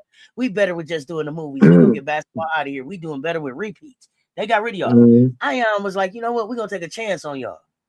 And not only did they do that, they made an in-studio pregame halftime show. You hear me?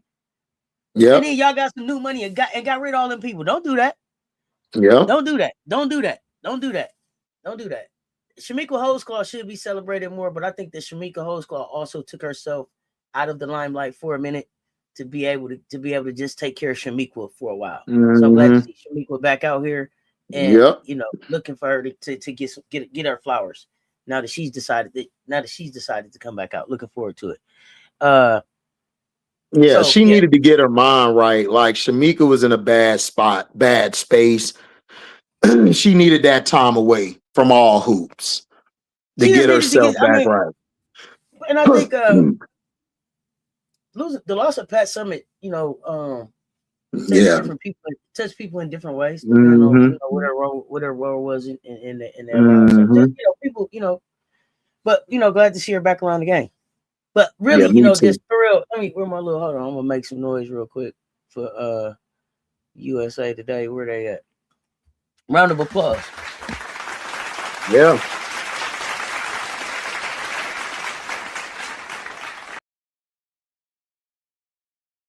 Yes, ma'am. Yes, ma'am. Shout out to USA Today.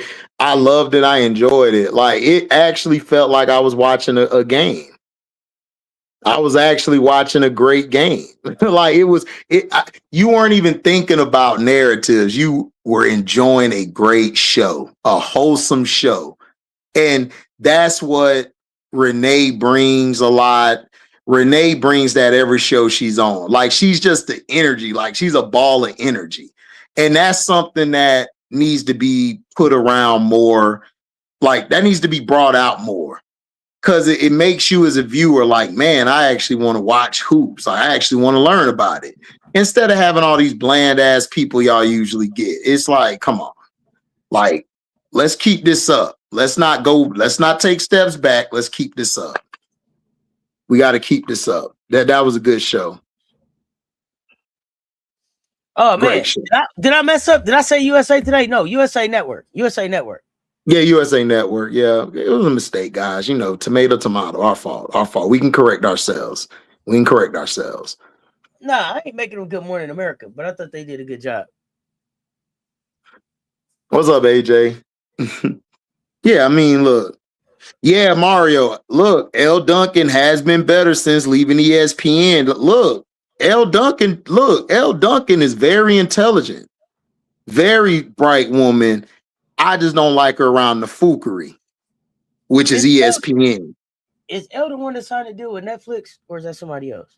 I think that was her. I think it was L. Okay. L did. Because L left the show on ESPN, and the other girl, I can't think of the lady's name. She took over for L. Is Netflix supposed to be doing something around women's basketball, or is she doing something else over there? Do you know? I don't know. I just know she went to Netflix. I think she's going to be doing something else. Oh, okay. I'm not sure. Yeah, you said she switched up on ESPN in real time. Yeah, man. Like, Doc keep trying to tell y'all, man, ESPN full of shit, bro. A lot of people leave ESPN and their careers soar after they leave that shit. I'm telling you, ESPN is a cesspool. You get to be more authentically yourself, depending on where you go. Mm-hmm. You get to be authentically yourself. So there's that. Yeah, you do. And that's what I love about it, because these women, we need them to lead the younger generation of women into a good headspace. We don't need narratives and agenda and all that bullshit. We need to give grace and love to the real hoopers out here who continue to hold it down. Like we got to get out of this manufactured shit and let's talk about authentic shit. That manufactured shit don't last long. That's why you got a warranty on your car. It's manufactured. It's gonna break down one of these days. But authenticity is gonna last for infinity, a lifetime. Whether you here or you're gone, authenticity is gonna be here. So we got to get back to that. Like nobody's watching this bullshit no more. The manufactured shit's over with. It's time to get back to the real. Yeah, ESPN is a toxic media base. I agree. Yeah, like you got him on there bullying people. Like, yeah, like, come on. Yeah, Michael Smith is more authentic. Michael Smith left because what they wanted him to do was some bullshit. They wanted him to fire Jamel Hill and he would keep the show and stuff. He said, hell no, I'm out. If she go, I'm going too. Like ESPN full of shit. They got her moving around. L doing all the box. She doing sports, period. Okay, let's go, L. Yeah, shout out to L, man. Hey, look, L, look, I like okay, Brad, Shamika lost the two most loved and important people in her life, her grandmother and Coach Summit. Yeah. Yeah. That'll do it. That'll do it. I'm still trying to recover from my pops gone. So yeah, I understand. Yeah, that's tough. Yeah, he a real one, Kamish. Like he basically left because of that. Because he still would have kept his show if he would have did what he did, but he left. Like, man, look, I'd rather be authentic. I gotta be authentic, man. I can't, you can't keep going off of kissing ass and all of that. That shit don't last long. They just gonna find somebody else to replace you. That's why you gotta stay authentic and stay real to your brand, true to your brand. You can't put no bullshit out there. And that's why Auntie told me when she invited me to do this, man, look, we gonna be authentic. We talking hoop. If you ain't talking hoop, you coming with lazy takes, you up out of here. And I'm gonna do the same thing like she said. You up out of here. It's too much energy for that shit. Nobody wanna hear that. We gotta support the real and keep pushing these women to higher status. Because one day I want the W to be able to operate on their own without the NBA, without no bogus ass men, bogus ass women. I want them to authenticate themselves. They by themselves. They ain't got to deal with that shit. They could be their own entity. That's what I want them to do. That's what I push them to do. That's why I want these next 5 to 10 years to be ratings heavy, promoting the sport, promoting the players, promoting the old heads, and getting away from that NBA chokehold, because the NBA is not good for them. They will be better by themselves. I want to keep the conversation around the game and the stuff they do good, because these ladies really are collabing and partnering off the court. Like the fans be really too mad at each other for no reason, Auntie. It's like barbershop talk. Like when the horns sound, like we all back. It's just talking hoops. Like I don't know, you still mad? Like you still angry about it? It's just not that serious, bro. It just really it shouldn't be like that. Where are we on Caitlin Chen? The WNBA should have been independent. They should drop the whole NBA part. They should be W. Yeah, I don't even know. Hell yeah. Caitlin Chen is a hooper. Caitlin Chen showed the fuck out. And she coming in hooping. Caitlin Chen is a hooper. Yeah. Bag deep. What you mean? Where we at with Caitlin? Caitlin, she played last night. I tell you, look, Caitlin Chen is so in right now in my chat. Capital CC, Kennedy Carter. Lowercase CC, that's Caitlin Clark. CHEN, that ain't even short for Ken. That means Caitlin Chen in my chat. Like there's Chen, there's CC, there's big CC, lowercase CC. That's where I'm at with Caitlin Chen. Yep.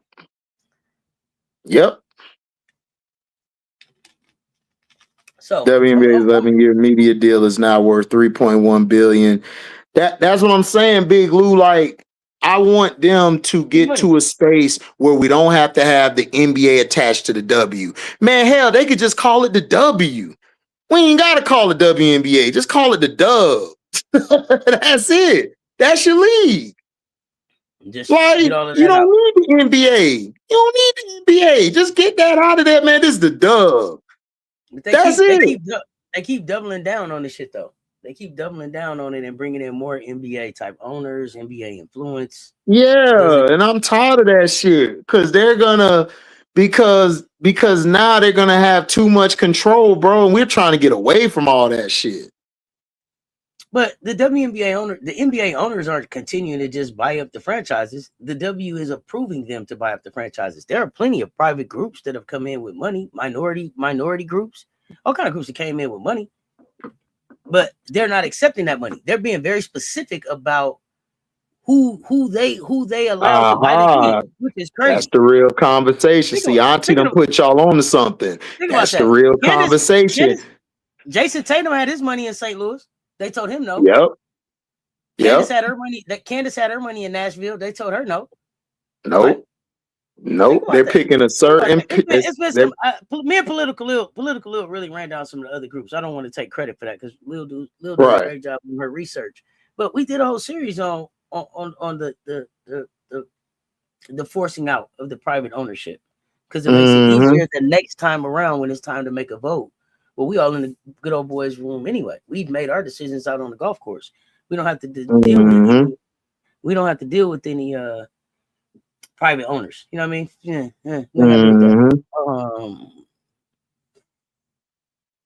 Yeah, exactly. The lack of journalism in the WNBA is agenda driven, and it's toxic blend of mindsets, mainly racism and misogyny. So this is a women's sports league, and so this is why I am moving to what I'm moving to, and I have zero tolerance for a troll. I don't care how many of y'all are sitting up at nighttime talking about who I banned, who I won't let come on, what I won't let happen, because this is a community that is about uplifting and respecting the women that have built this league and continue to push it forward and give them a platform to be able to shine. And if that ain't what you want, it's all good with me. Yep. You can see yourself out. So, or we will see you out for yourself. And Big Lou, I wouldn't say that there's definitely more money in Nashville than Detroit. Don't sleep on Detroit. Detroit got money. We just had the NFL draft here. We getting ready to have the Final Four here this year. Detroit is spending money. Don't be fooled about don't be fooled about what's in Detroit because I'm sitting in Detroit. I'm sitting in Detroit, and the history of women's basketball in Detroit goes deep. What I don't want Detroit to do is get here and really marry themselves to the Pistons. Just be Detroit. But exactly. That's another conversation for another time. But don't sleep on the money and the opportunity that's in Detroit. Yes. Or we can help you out literally. Yeah, MJ, look, man, I'm not on that bullshit, bro. Like I'm here to talk hoop. If you ain't trying to talk no hoop, man, you could bounce. Like, I don't have the patience for it no more, bro. Like, we talking real hoop, man. We talking about what these women are doing. We gonna highlight the good play, the great play, the that play need to get better. You know, and that's what I was saying. Like people take what I said, MJ, when I said I'm not high on Cam Brink. You know what they take that as? Oh man, you think Cam ain't good? She ain't this. I'm like, I never said that. I just said I'm just not high on her. Just like Auntie say, I'm not high on Kiki. That don't mean she hate her. Like, y'all gotta stop being vague with your retort when you're talking ball with us. That's all. Like, there's players for everybody. You may like them. I may like this person. That's it. I just give an assessment from what I see, and I give you the best take I can. I told everybody Rory was going to make Washington. Everybody was like, man, Rory going to get cut. I said, all right. My brother hit me back. Hey, man, he was right. Rory going to stay. I said, I know she going to stay because she's a hooper. She a dog. Dogs going to find a way to stay. Not only did Rory stay, Rory, the only thing that worried me about Rory was her height. Not only did Rory stay, Rory is closing the show. I gotta appreciate that. Let me see where was that question. Okay, so who was your standout hooper of the weekend? My standout hooper of the weekend.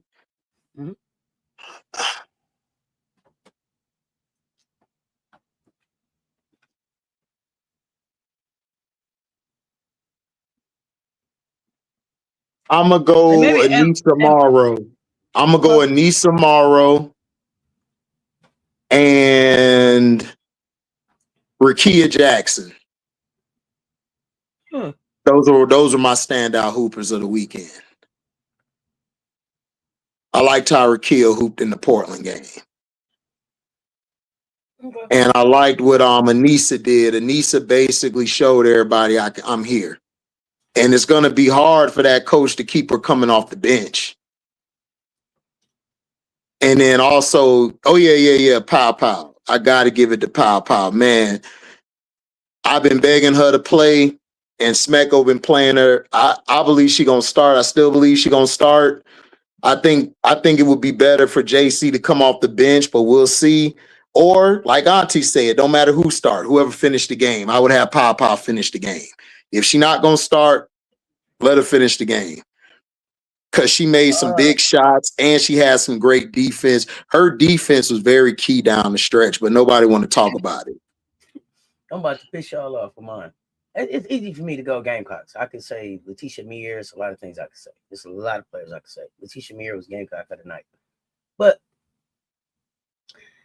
the thing that shocked me the most, really, honestly, the thing that shocked me the most about this weekend,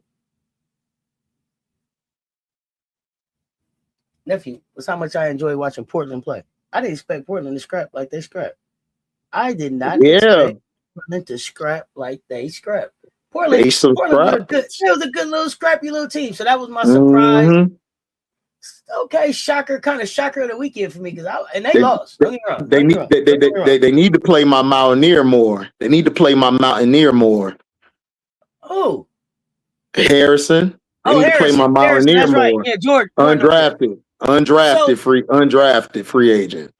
So, what do you think about they're not making the playoffs? They not. I don't got them doing none of that, right? But Toronto. Here's the thing about Toronto. I expected Toronto to look kind of like they look. Camilla Ball too. Yeah. She was a Gamecock in the night too. It's easy for me to say Gamecock. I'm doing a Gamecock show where I'll talk about Camilla who? So I try not to do it. I try not to be the person that drives a whole lot of Gamecock conversation in other shows, so that when I talk Gamecocks, I talk Gamecocks. But I'm gonna talk about Camilla too. But Portland, damn it, I didn't expect it. I didn't expect it. I don't know. I'm not saying I don't know how many games I got them winning and nothing like that. But I'm gonna tune in. I'm gonna tune in and watch their games. I was gonna tune in anyway, but I'm interested. I would say that. You liked Odyssey Sims. Odyssey Sims hoop too. It was a really good. Oh man, look, listen, man. Go ahead. Kurt, man, you cook. I ain't gonna give you credit where it's due. At first, I ain't know what you was doing, but when you saw Odyssey Sims, you saw what I saw. That was a good pickup. And then for Portland, like you were talking about, Auntie, they're a scrapping group, but I think what's gonna happen, Sarah and Harrison gonna get in that starting lineup because. Well, you got Carla Late coming though. You got Carla Late. No, you like Late? You think Late okay? I keep her out there. Why not? Yeah, that's true. I mean, what you like? I mean, I don't know if they can really go with a 3-guard rotation. Here's the thing. I don't know. I guess they brought Bridget. I guess because I was going to say, I guess they brought Bridget Clarkson there to be the star, right? She was their big signing. Yeah. From the expansion draft. But they may do better trying to lean into some of their height, like maybe a Gustafson, a Geisel Soda or something. I don't know. Yeah, like I would go. I would go Sarah Williams too. You got Sarah Williams too. Gustafson. I would go Sarah, Gustafson, Anxler, Carlton, and Jordan Harrison. That would be my starting lineup. Really? And then you would have Barker. I would have Lady come off the bench, and I would have the other girl come off the bench too, Louisa. I would have Louisa come off the bench. Well, what do you do with Haley Jones? Because I really Haley thought Jones. Haley I would bring Haley off the bench. I thought Haley had got a job in Dallas, so I was surprised.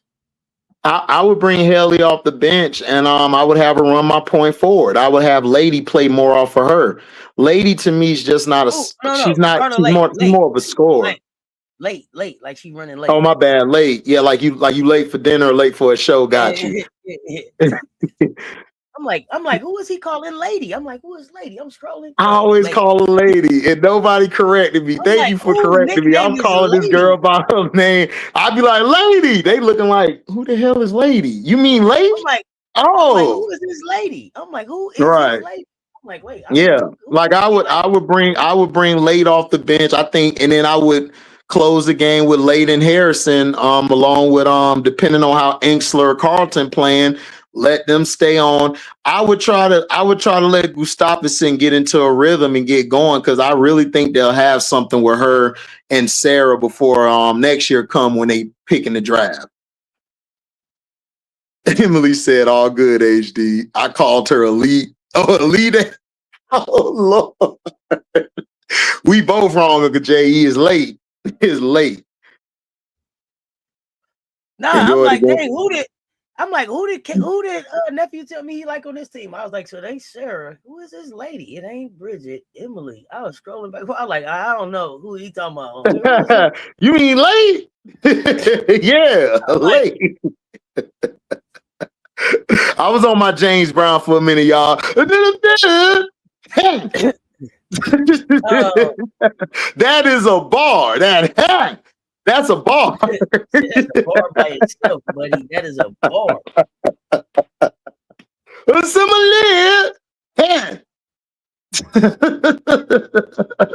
So I got a question for everybody because one of the things I think we were talking about potentially Enrique to Portland. Do you still feel like that after what you saw with Dallas? Or do you think that Enrique is in Dallas like I think Enrique is in Dallas? Just like you think, you were right about it. Odyssey Sims makes it work. So I would keep Enrique, because Enrique, I think she trusts Paige, but her and Odyssey are real close. They're real good friends. And remember, she played there before. Remember, she had to leave because Satu came back from injury, so they couldn't keep her on. Odyssey and Enrique and Paige is going to be problems this year. They're going to give a lot of teams problems. And then Zaya coming off the bench, man, that 4-guard rotation is nasty. Like, Zaya could be a starter on some teams. That's how good Zaya is playing. I'm not Zaya, excuse me, Zaza. That's how Zaza's playing, like crazy. I think Enrique fits. Like, I think it's a long-term thing, Auntie. I think, like Paige and Odyssey said it, like, Paige don't have to go out and get you 30. Enrique don't got to get you 30. Odyssey can mess around and get you 31 one game.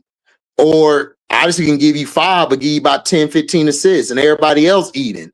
So I think this is the right fit for her to be there.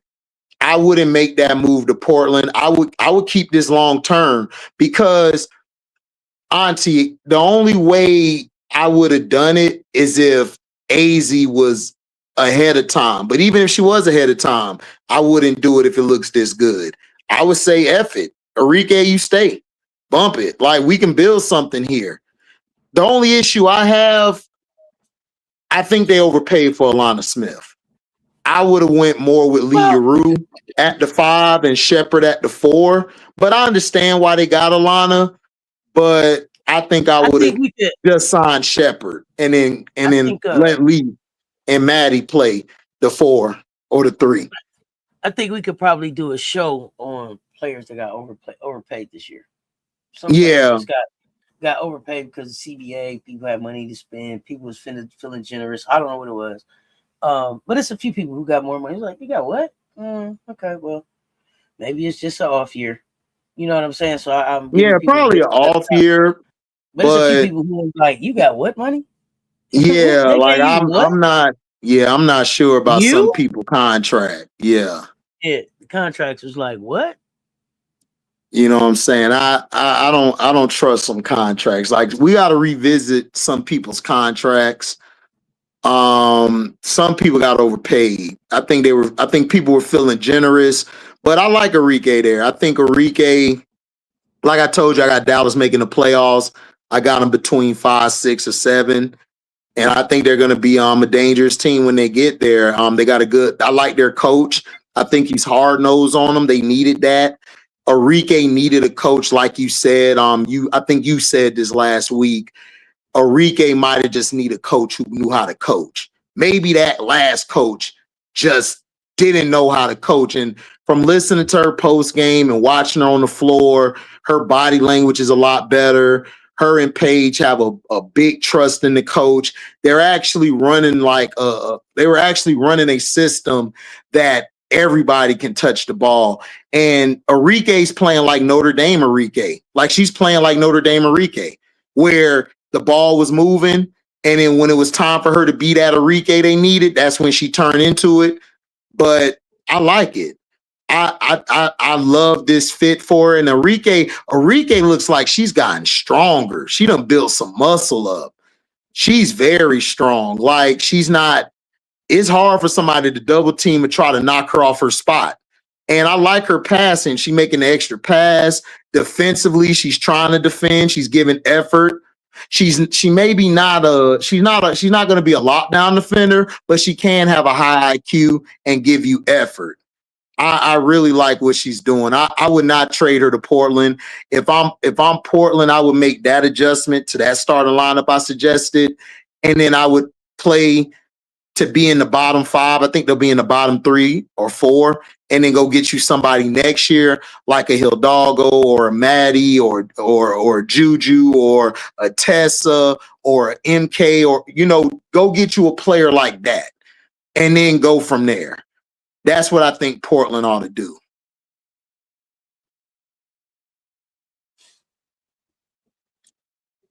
But I mean, Jarrell, but Jarrell.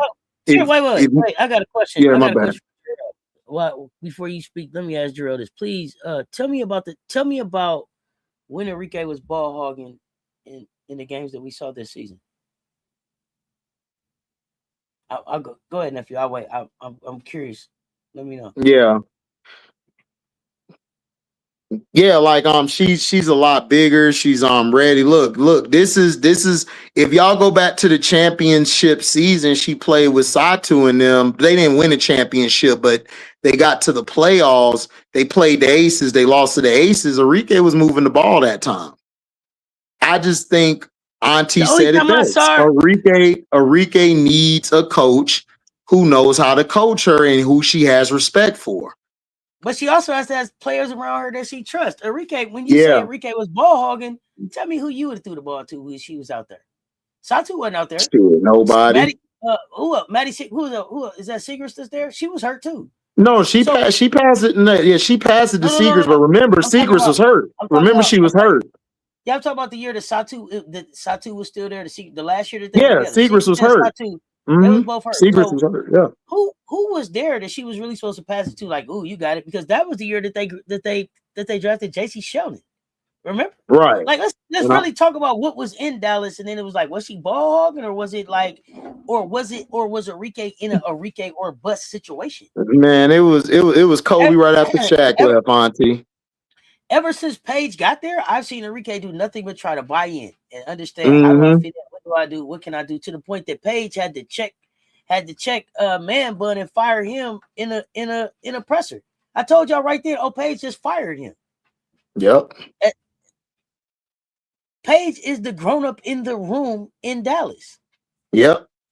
Enrique understands that. Enrique is tired of having to be the adult in the room. She want to win. I don't understand this narrative on Enrique, but help me. And then also y'all got to remember, Enrique was drafted to Dallas. She was drafted to Dallas. You know what I'm saying? She was drafted to Dallas. So a lot of people will adjust if you put talent around them. If you're not putting talent around a talented player like Enrique, Yeah, she's gonna take the ball and shoot the ball because nobody else there to give it to. JC Sheldon, all of these players that they had there was not on Satu or Seagra's level. So who was she gonna pass to?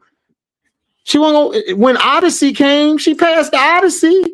Did she or did she not? Remember Odyssey and her had that big game against the Fever where they won before the break? Remember, I think that Odyssey was headed back to Dallas until they got the #1 pick. When they got the #1 pick, they moved off bringing Odyssey back from LA and went with Paige. This is how I think Odyssey didn't end up back with Dallas right away because they ended up getting the first draft pick and they brought Paige in. Now they had more money this time around to be able to bring Odyssey back into the fold. I think. Go ahead. Yeah, they brought in Uzun. That's right. Yeah, they brought in Uzun and all of them. B Will look, they're gonna have some bumps in the roads, but this team is solid. This team will be fine.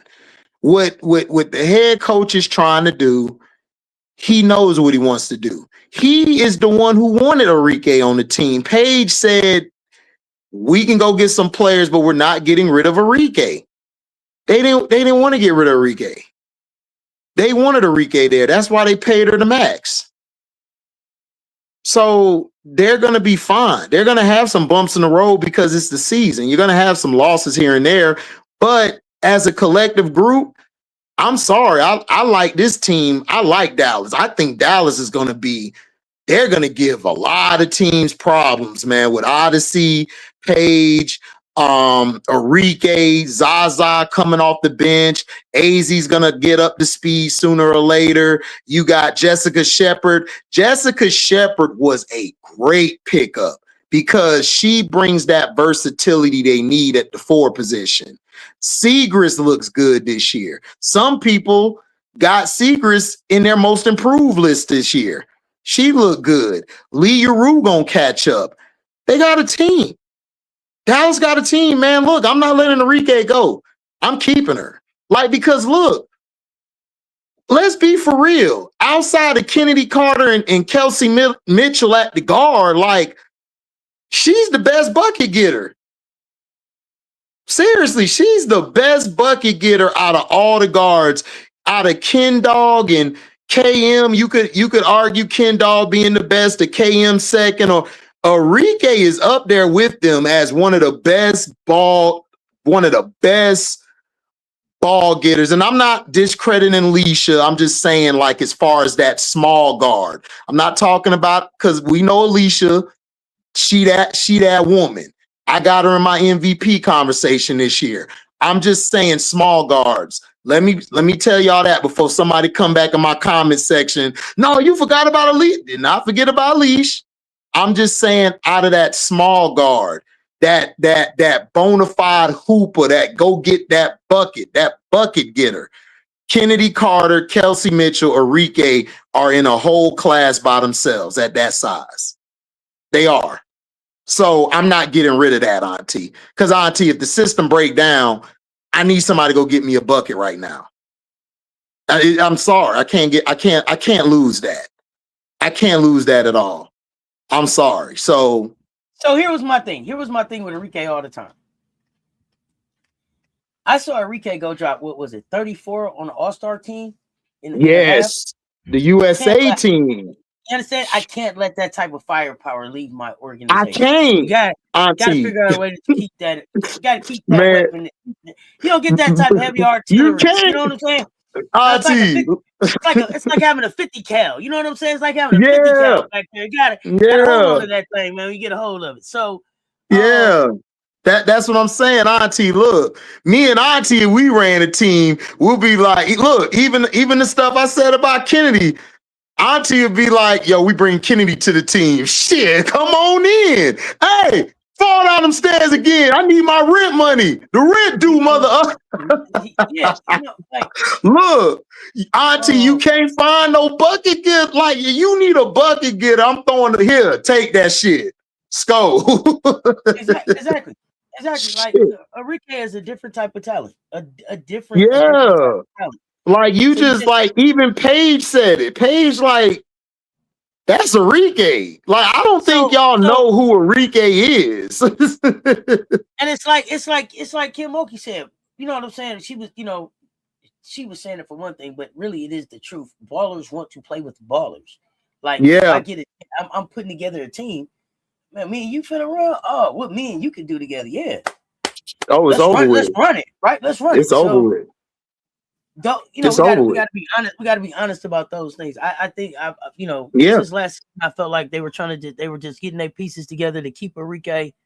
Yeah, look, like I said, Auntie, like I told you when they brought Odyssey in, I said, okay, this gonna work, because I wasn't discrediting Enrique or Paige being able to hoop together, but I needed that PG, that floor general. I needed that because sometimes Enrique and Paige, they like to take it in their own hands, and it might mess everybody else up, but not intentionally. Let me put that out there, because y'all think it's a beef thing. No, it's just some hoopers, like, it'll take away from some players who might need the ball in their hand to be able to fill a part of the offense. We've been around players like that.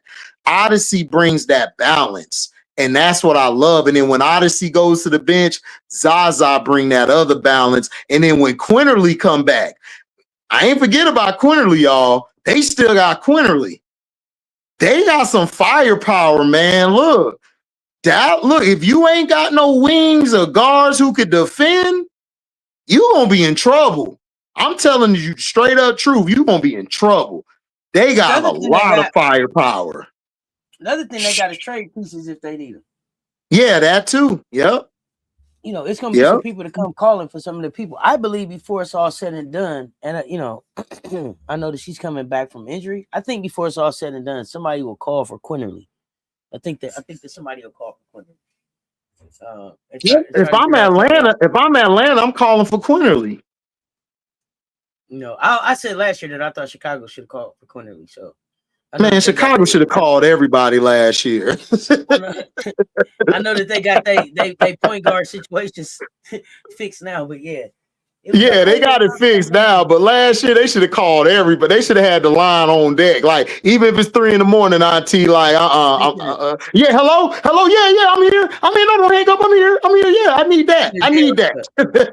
They did like an old school TV marathon. Come on, guys, call in. Look at the players. Look at the players. We're up here 22 more hours, guys. Come on, give us the calls.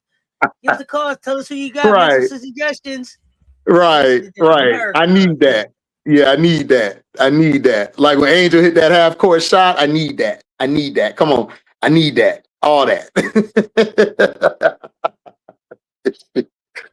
Dallas do got a lot of guards. Yeah, they do got a lot of guards, man.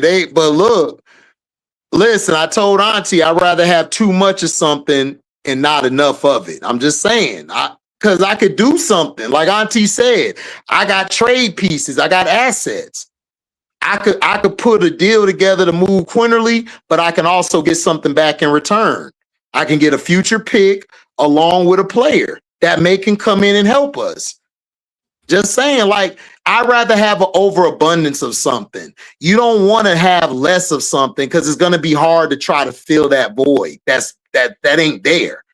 That's why I like what Washington did. Washington said, we know we got 100 wings and 100 forwards, but hey, we got pieces if we need to make some moves.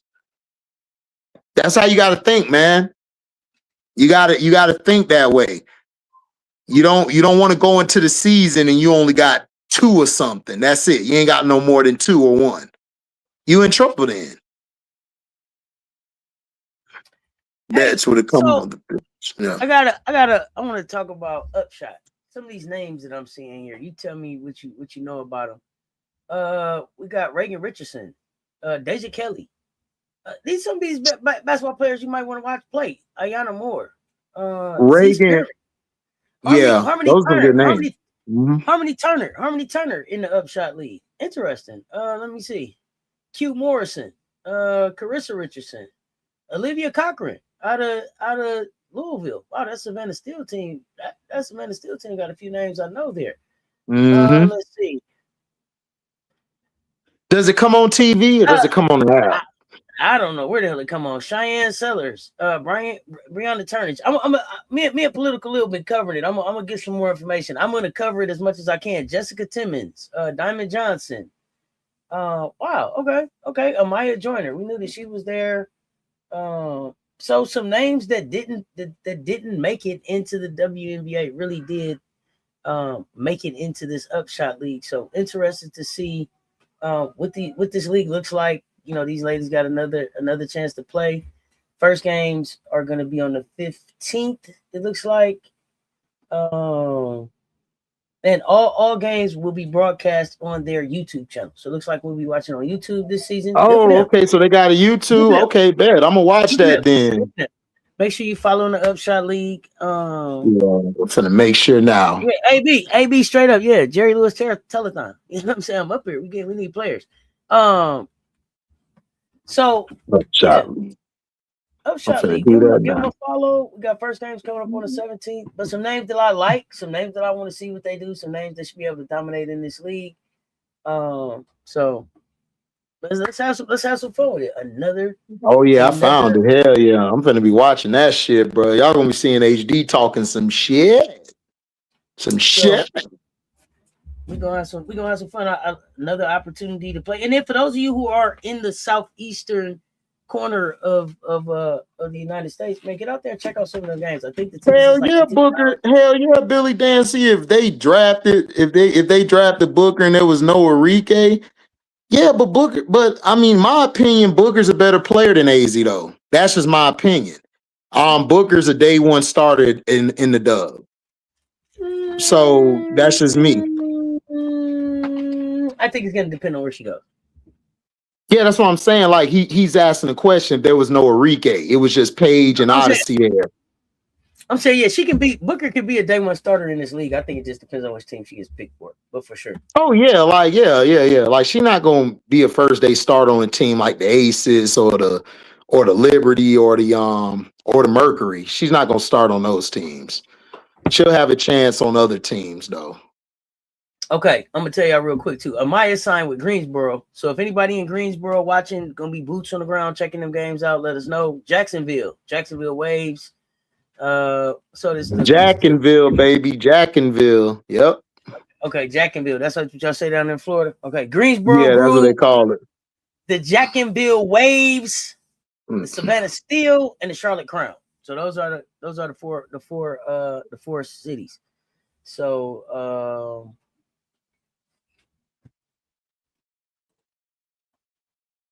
what's the four cities again, Auntie?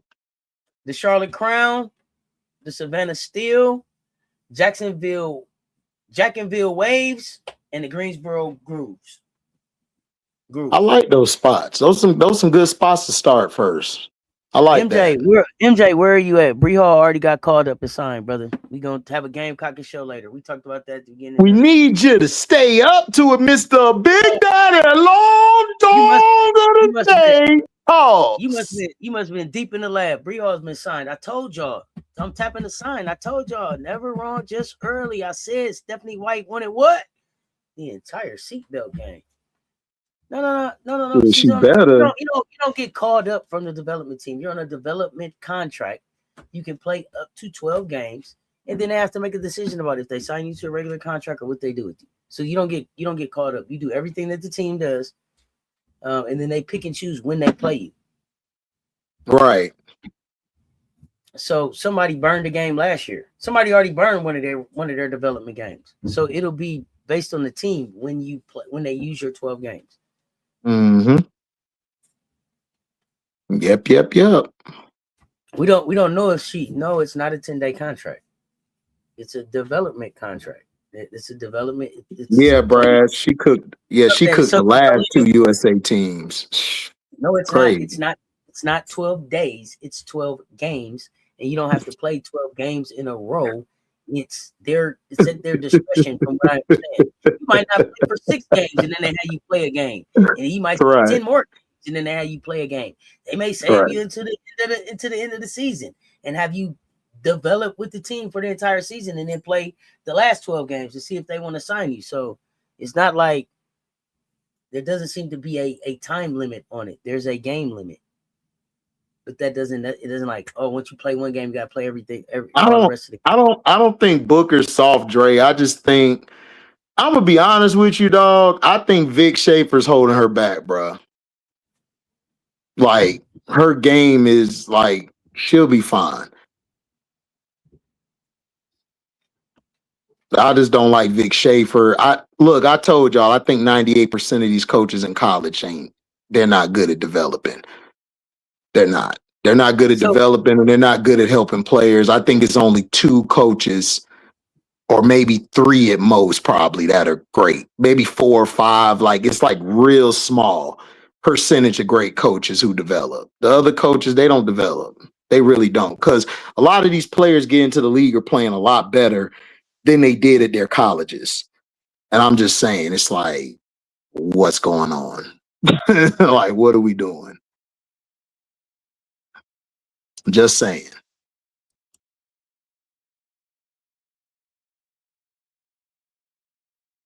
Are they connected to the WNBA? They connected to the W, Auntie? Well, yes and no. Yes and no. So here's the thing. Here's the way they explain themselves. They fancy themselves like an upshot. I mean, I'm sorry, they fancy themselves like a G League, upshot being a G League. So what they want is everybody supposed to be, this is supposed to be like the development to get to the WNBA, whether you want to be a coach, player, GM, whatever. This is your opportunity to do it. And so what they're supposed to do and what it looks like they're pretty much staying true to is they're looking to be able to sign up players who didn't quite make it in the WNBA to give them an opportunity to play a 40-game season to get their game developed to a point where they would be picked up in the next year or 2. Give them it's like the UFL. It sounds like the UFL because that's what the NFL do with the UFL. Okay. Yeah, that's what it sounds like. Yeah, Cassandra Prosper. Like,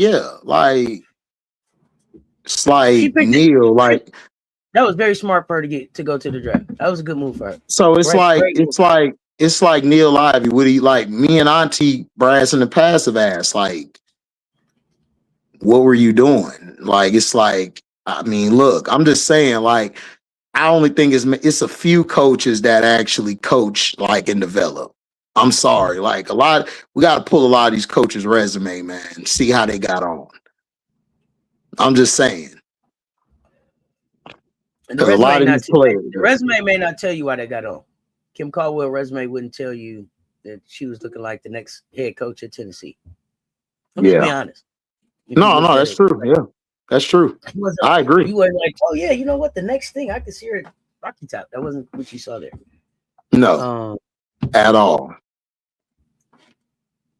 No, this is a different Cassandra Prosper. But the W gives you opportunity to show more things. See, this is the other thing that I think this is the other thing why I think when we say we're talking real takes and real basketball is that people have to understand that. And this is why we were like, oh my God, we're tired of hearing the lazy takes on Raven because she's doing what she's being asked to do. Right. And in college, sometimes what you're asked to do isn't necessarily the full extent of what your bag allows you to do. Right. So now I get to the league and it's like, okay, they was asking you to do that over there, but really we know you can do all of these other things. Pull that out your bag, pull that out your bag, pull that out your bag, because those are the things that will keep you on the floor here. That's what you did at college, but this is what we need for you to do here to get on the floor here and be impactful. The kids, the young women that can get there and switch that and know how to be a pro and play the role that they're being asked, those are the ones that you're gonna see stick. That's the most part of the development. It's the mindset and the being ready. Pow. They had set Pow down and forgot about Pow. And then it was time to go win the game. Pow. Come on here. We need you now. You know why? Yeah. They can trust her to be ready. Pro habits. Yep. And that's what me and Auntie try to tell y'all about the pro habits of players. Like when we look at these players, we tell you stuff we like about them, what we don't like, what we got to see more of. And a lot of those players, like, you got to remember, like, when they get into the league, a lot of them will stick because their main assignment in school wasn't to just score. It wasn't. It was, I need you to do this. I need you to do that. That's what was asked of Raven. I don't need you to score. I need you to set my offense up, play defense, do the intangible things for us to win. Be the leader. Be the head honcho on the floor. That's what was asked of her. But if you needed Raven to go get a bucket, Raven got a bucket. So it's like you can get a bucket more than one way. You ain't got to shoot a damn three.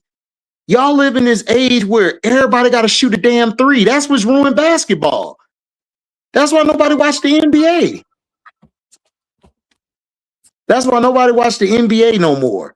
Because all y'all do is shoot threes. I'm so happy we got Cade in the league and all these other hoopers, Anthony and all of that, like guys who actually can get to the next level, who can score from all other areas, not just the three. Like, that's basketball. You find a role, you get there, you dominate that role. Now you stick. What did Asia tell you the first day? Asia told you, oh, Angel gonna stick because she can rebound and she defend and she got a motor. Oh, Diana Taurasi told y'all, oh, Raven gonna play at the next level. She tough. She can play both sides of the ball. Like she's a knack for big plays, like making those little plays. But then people want to say, oh man, Diana don't know what she's talking about. Now she don't know what she's talking about. It's like, okay, like, what are we doing out here? You have to be able to find what you can do great. That's what you do. Like, y'all don't remember Terrell Davis, who played for the Broncos. Terrell Davis was on the kickoff team tackling people. He won no starting running back. He ain't get no burn. But when he knocked somebody ass out on the kickoff return, that coach is like, what'd he play? Running back, throw him in there. Guess what? 2 Super Bowls later, now what? What we talking about?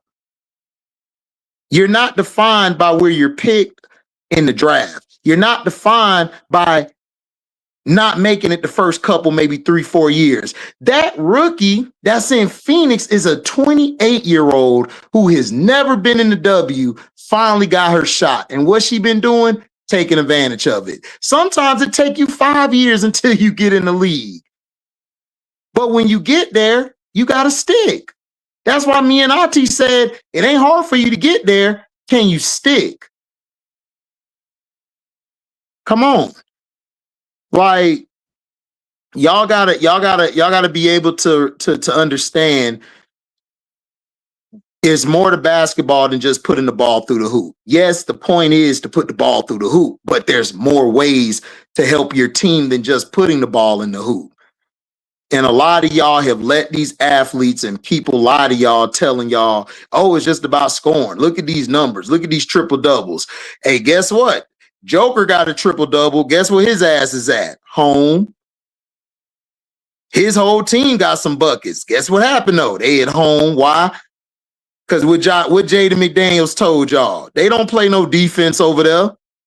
They don't sacrifice. They don't do none of that. They all cones over there. And what did he do? He busted their ass. Busted their ass. Sent their ass home with all they triple doubles and they buckets. Come on, man. Like, y'all gotta get out of these weak ass takes, bro, and get out of these lame ass like arguments. Like, bro, if a hooper can hoop, man, they can hoop. They can hoop. So, you know, y'all gotta watch it. So that's what I'm saying. Yeah, exactly, Brass. We know that, but nobody else want to talk about that though. They don't want to bring that up. It's like, come on. Yeah, exactly, MJ. Everybody knows scoring a lot today. Like the New York Liberty last year. The Liberty, it wasn't that they couldn't score. The Liberty could score. The reason the Liberty lost was they ain't had no defense. Outside of Stewie, they ain't had no defense. Everybody was a cone. Like, you can't have all 5 of your position scorers and not at least 2 or 3 of them out of the 5 able to do anything else. They got to be able to do something else. Then you got some players that are like Leash. Leash, great scorer, great player. But Leash saved the game on the defensive end. She saved the game on the defensive end. But all they want to tell you about Leash is she's just a scorer. No, Leash is an all-around, both sides of the ball hooper. That's what she do. Pow Pow, same thing, all-around hooper. My bad. No, you good, Auntie. I was just going on my rant. You all right? It's all good. I did want to address one of them questions about the development players, the development contract. Mm-hmm. So from what I can see here, just on a quick like search and trying to understand, it sounds like based on what the commission said, you have to have 0 to 3 years of service, training to travel with the team without taking up a standard roster spot. If they get activated for all of the 12 games, if they get activated for the maximum 12 games, right, or reaches the team's total limit. So it's a 12-game limit per player. Development player can be activated for up to 12 games per season. So that's 24 total games. So it's not like you can reset by cutting and re-signing the player. That's all you got. After being activated, the player is typically converted to a standard roster contract if the team wants to continue using them in games. They earn a prorated minimum salary of about $6,000 per game when they get activated. If they use their 12-game limit and the team has used this 24-game limit, they got to choose to either sign them to a standard contract or have them continue solely in a non-activated development role. You can't play no more. Just keep developing. They can switch a standard contract player to a development contract, but they must waive the player, risking them being claimed by another team. They get a weekly stipend of about $750 per week for the duration of the season, and then the game payout $6,000 per game. They can earn about $73,000 for 12 games, plus a stipend. So that's what I'm seeing out here. Yeah, that's what I'm saying. Yeah. So it could work, could not work. Depends. But I think we'll know better. I think we'll know better when we see the entire CBA drop out. Yeah, we'll see a lot better. But I'm gonna make sure to take a look at that Upshot League because the players you name, a lot of them players I love. I love watching in college. And there may be some more names that you don't know. I mean, that you know that I didn't even mention. Because I just, because Reagan Richardson, like if she can just get her offensive game on point, she'll be straight. Because she's good defensively, she just struggles offensively. If she can work on that ball handling and being able to make the extra pass better, I think she'll be able to play at that next level. Harmony just need to get bigger because they say she 5'11", but she look like she 5'5". She gotta get some hog mogs in her. Right, Harmony is 5'11". Damn. That's what they were saying, like 5'10", 5'11". I'm like, I gotta go see this again. I don't know. She look like she 5'5". Damn. Okay. Okay. All right. Well, we're gonna see what happens. What you got up for the rest of the day? I'm gonna be out. I'm finna take my mom out and everything. I ain't take her out yesterday. Take her out today and my sister, and then I'll be back for night hours tonight. Okay. We'll be doing night hours tonight, y'all. Make sure y'all pull up for night hours. What I was finna say? No games tonight. No games tonight. I got a Gamecock to show. We're gonna come back. We're gonna talk about 13 Gamecocks in the dub. And we got the CC show tonight, so be on the lookout for those. Let me see. I don't want to ask you about all the games. What's the biggest games this week? You told me Atlanta, Dallas. Who you got?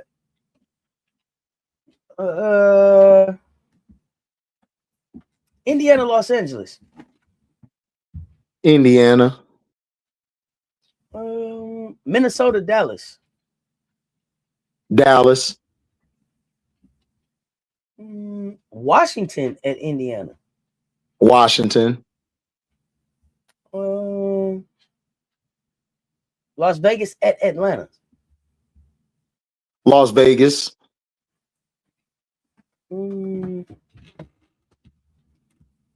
Washington, Dallas.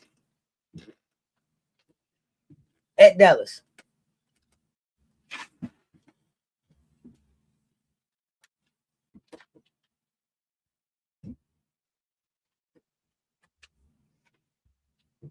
I'm gonna go Washington. That's what I'm talking about. All right. Oh, before I get out of here, I gotta do one couple housekeeping things. I did not get this done.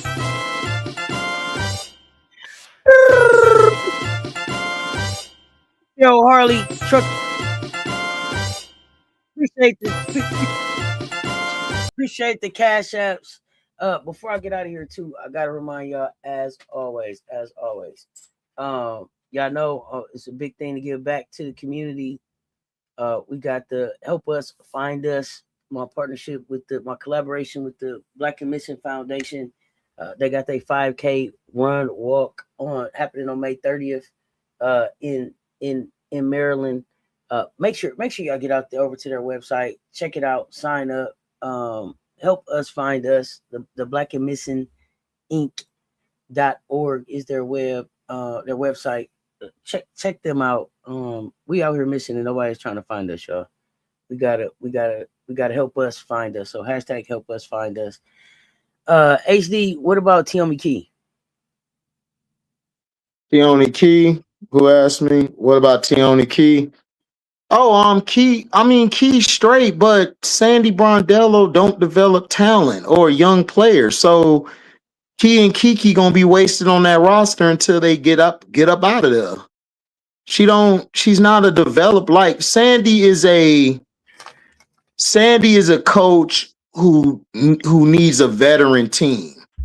That's the type of coach she is, like a team that has all-stars or superstars on it. She's not if you look at her body of work, she's never been a coach to develop talent. Like she's not that. Like that's why Key and Kiki, if they go to another place, they'll be a hell of a duo. They'll be a hell of a good player. But they own Toronto right now. So maybe we'll get them in. It's gonna be probably because of injury that they're gonna get more minutes. Other than that, they're not gonna play that much. That's why I'm not stressing about Kiki. Like I know the teams like that you go to, you're gonna play it. She's not gonna play there because of Sandy. Sandy's just stubborn. I know the coaching style. So that's all. Key's fine. She's still light in the ass, but she a rookie. But she'll get that in all season. She'll get bulked up. Absolutely. Matt, great conversation, nephew. Looking forward to Sunday. Hopefully StreamYard ain't trying to hold down greatness like they was this Sunday, so we can say less, mean more. Definitely got a lot to talk about on that show. We saying less and meaning more. So meaning more. So we're gonna get that done. Nephew got shows tonight. I got stuff going on tonight. Make sure y'all are following on both platforms. Hit the like, the share, the hype, all of that. They are right there. As soon as this video is over, come back and hype it on both platforms. We appreciate the support. Until next time, y'all know what it is. Now with the sound of WNBA HDiiTV, CessTalksSports.